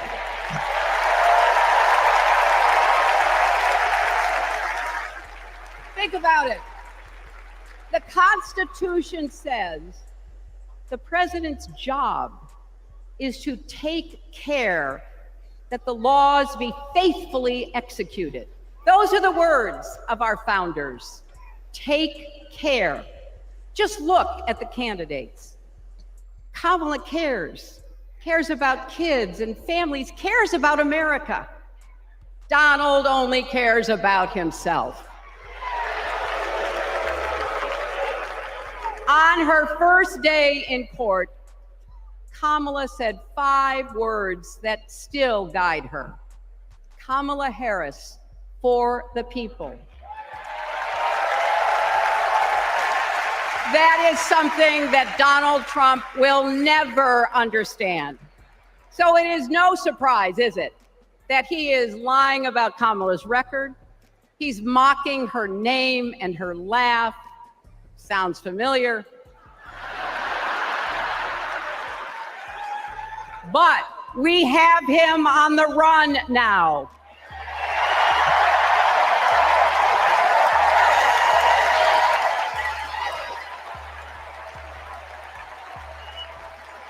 So, no matter what the polls say, we can't let up. We can't get driven down crazy conspiracy rabbit holes. We have to fight for the truth. We have to fight for Kamala as she will fight for us. Because you know what? It still takes a village to raise a family, heal a country, and win a campaign.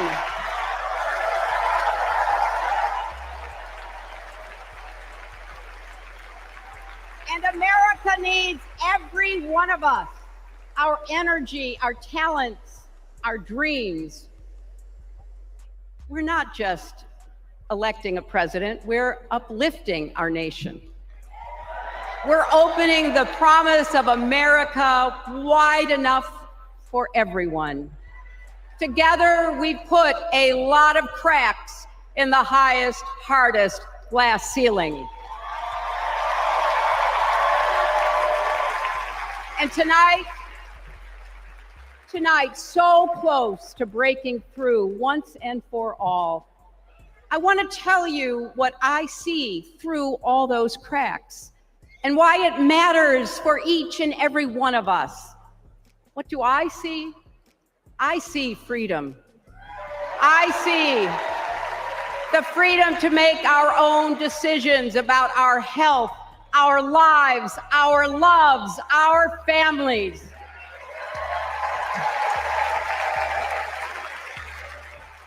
The freedom to work with dignity and prosper, to worship as we choose or not, to speak our minds freely and honestly. I see freedom from fear and intimidation, from violence and injustice, from chaos and corruption. I see the freedom to look our children in the eye and say, in America, you can go as far as your hard work and talent will take you, and mean it. And you know what? On the other side of that glass ceiling is Kamala Harris raising her hand and taking the oath of office as our 47th President of the United States.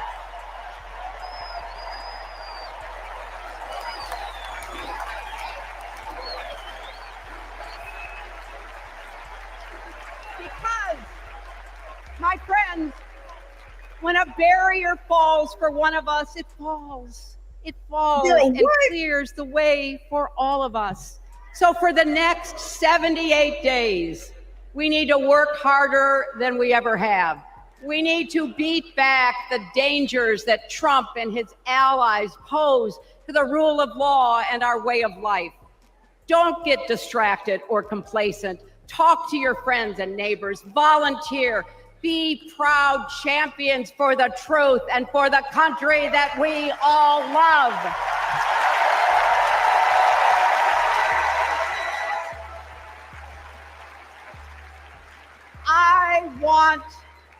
I want my grandchildren and their grandchildren to know I was here at this moment, that we were here, and that we were with Kamala Harris every step of the way. This is our time, America. This is when we stand up. This is when we break through. The future is here. It's in our grasp. Let's go win it.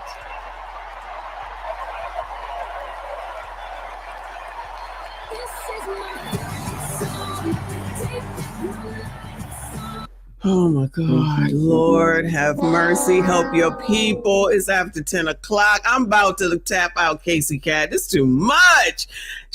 Her voice is annoying, from one annoying AOC to Hillary. I can't take it. I don't even know where I'm at. Shout out to Mimi. Thank you so much, hon. Always good to see you. Appreciate your support. Shout out to TQS. Notice not one black man has hit the stage yet.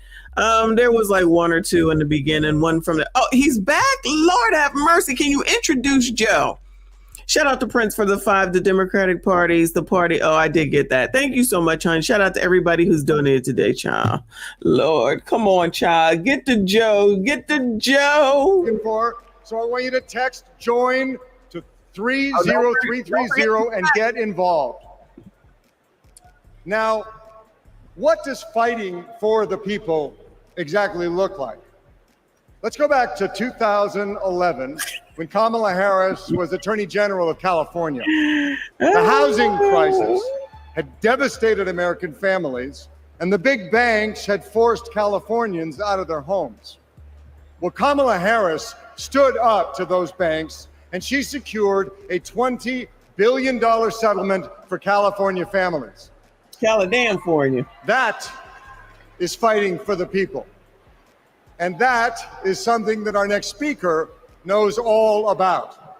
Please welcome the fearless fighter from South Carolina, Congressman Jim Clyburn. Look at DJ Kobe. How did you know?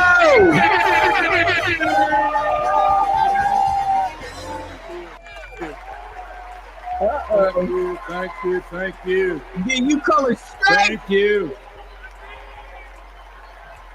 Thank you. Color straight. Thank you. Thank you, and good evening. Hey. Thank you, South Carolina. Thank you.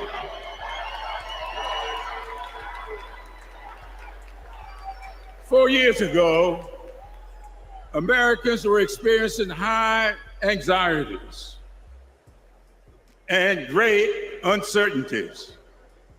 A deadly virus raged, schools closed, businesses shuttered. Donald Trump mismanaged the crisis from day one, looking out for himself instead of the country. The American people responded to the crisis in leadership by electing new leaders. Thanks to Joe Biden and Kamala Harris, we reopened our schools, brought back our businesses, and restored our faith in the American can-do spirit. Then why everybody still complaining? Thanks to Joe and Kamala, we reduced the price of prescription drugs, repaired roads and bridges, and replaced lead pipes. Thanks to Joe and Kamala, we are honoring our heroes in uniform and expanded benefits to over 1 million veterans. Thanks to Joe and Kamala, Make It in America is no longer just a slogan, but a movement that is bringing millions of manufacturing jobs back to America. For President Biden's lifetime of achievement in service of his country, we owe him a great debt of gratitude. Great debt of gratitude. And we're all grateful for one of the best decisions he made, selecting Kamala Harris as his vice president and endorsing her to succeed him.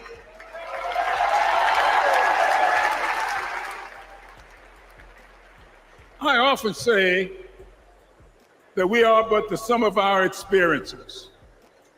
In the introduction of my memoir, I wrote, all my experiences have not been pleasant, but I consider all of them to be blessings.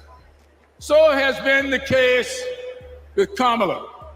Her experiences have prepared her for this moment. Kamala Harris is a true battle-tested leader, a district attorney, attorney general, senator, and vice president who gets things done. Get it done. While Donald Trump has been bragging about how he overturned Roe, Kamala has been fiercely advocating for the restoration of reproduction freedoms.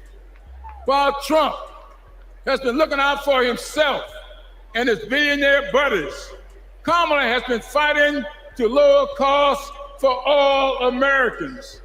And while Trump falsely pleads ignorance of Project 2025, which in my opinion is Jim Crow 2.0. Jim Crow 2.0.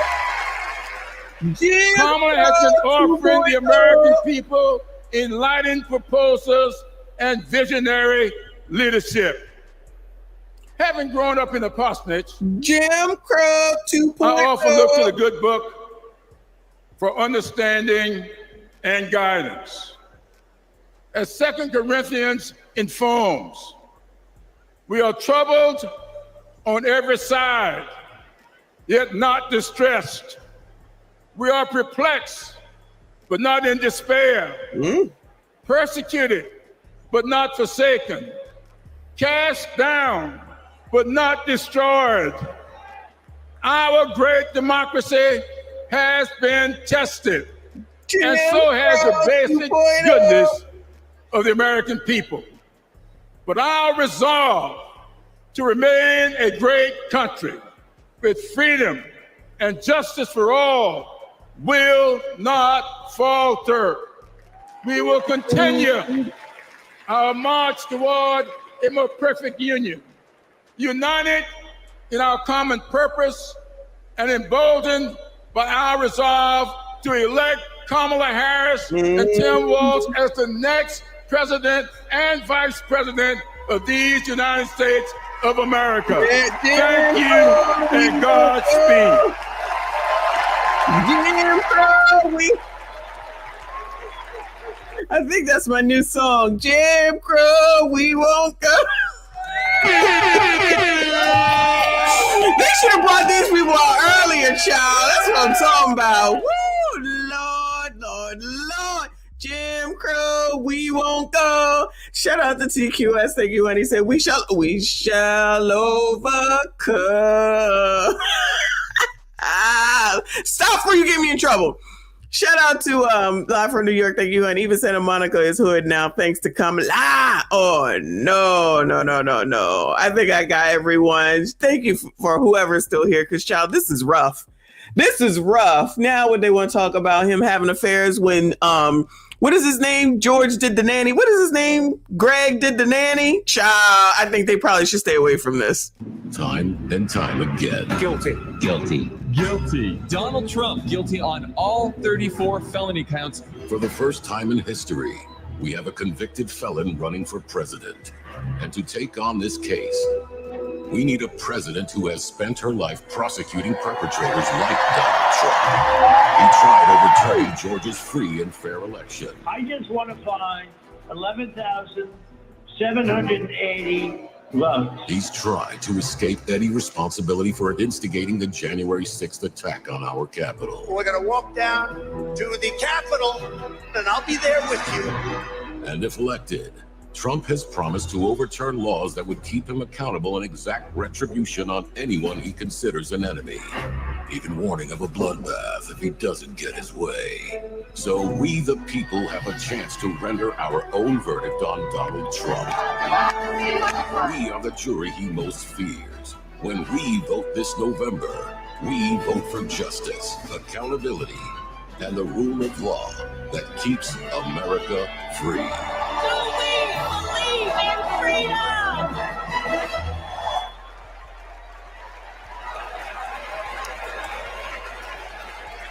Please welcome Maryland Representative Jamie Raskin.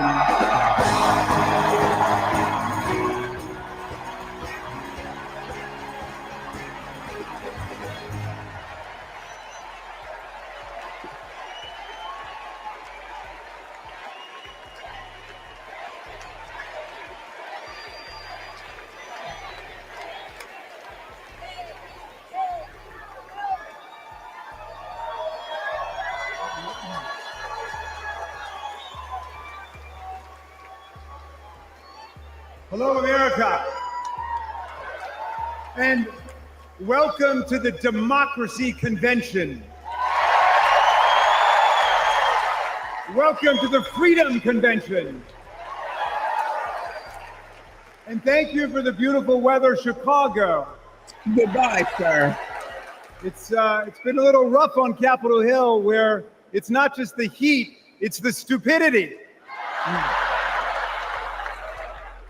Now, we meet in this great city tonight where Abraham Lincoln was nominated in 1860 to save the Union from fanatical insurrectionists, and where Franklin D. Roosevelt was renominated by Democrats in 1940 to defeat fascist dictators. Now, we fight in our time to defend our freedom and our democracy against the banana Republicans who have converted Lincoln's party into a dangerous cult of personality.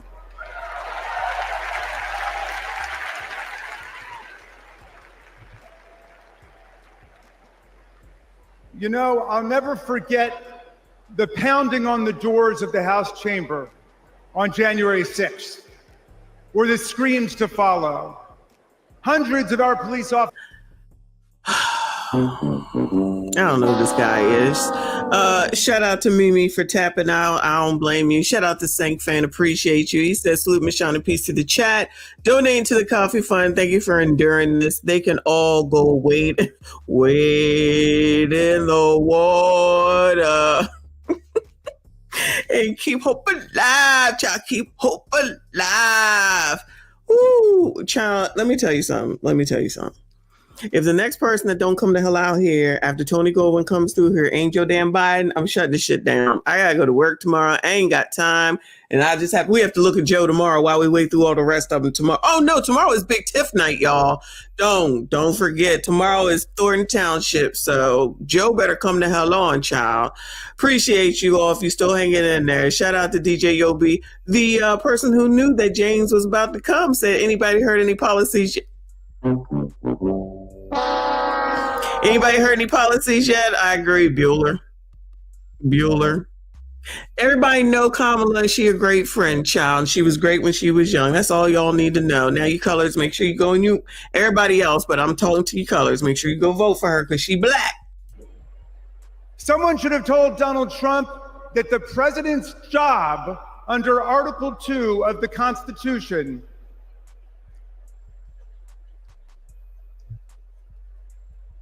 Someone should have told Donald Trump that the president's job under Article 2 of the Constitution is to take care Are you sure? that the laws are faithfully executed, not that the vice president is executed.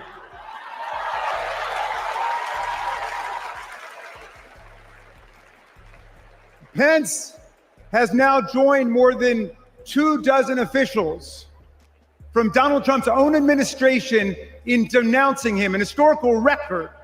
And Pence is the first vice president in more than 2 centuries not to support the president he served with in a general election.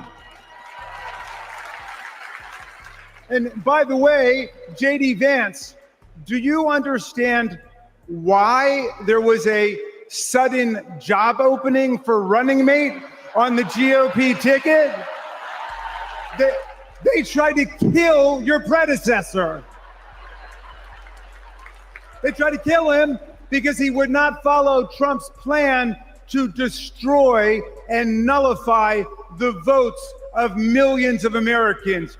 Your votes, Pennsylvania. Your votes, Michigan.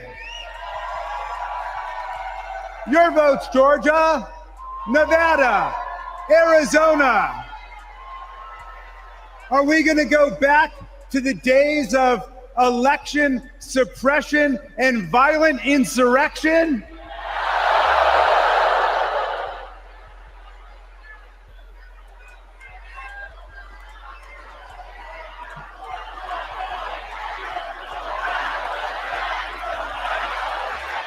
We're not going back.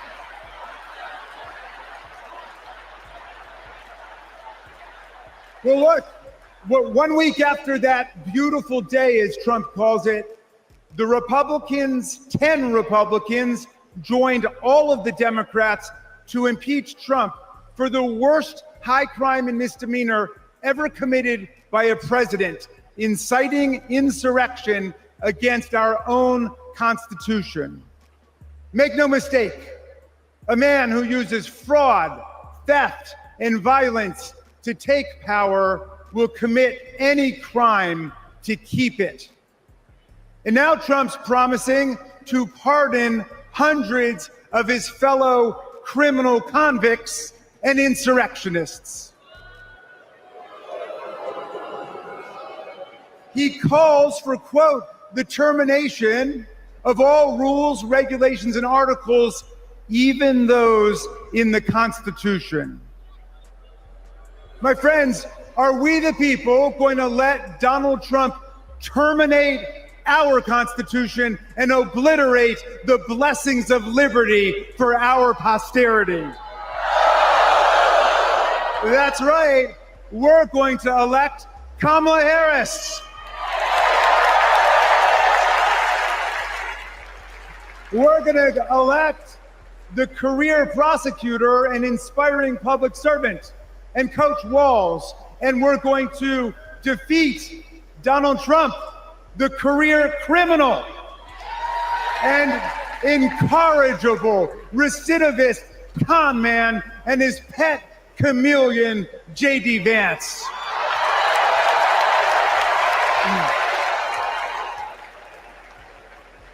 And America, let's make it a landslide so big that Donald Trump and his kangaroo court Supreme Court justices cannot even try to steal it.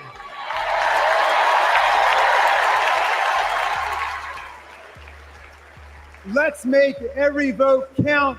Let's make sure every vote is counted.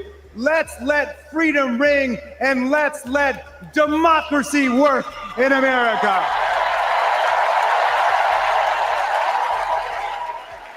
Oh, Lord, Lord, Lord.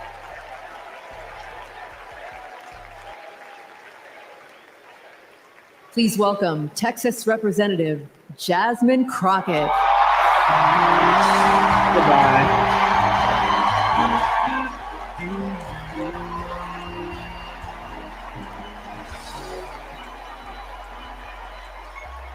Well, good evening, America! You mean good night, y'all?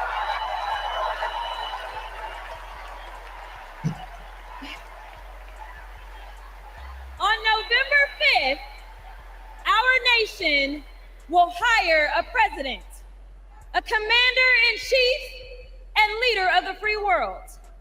So let's compare their resumes, shall we? One candidate worked at McDonald's while she was in college at an HBCU. HU. The other was born with a silver spoon in his mouth and helped his daddy in the family business. Housing.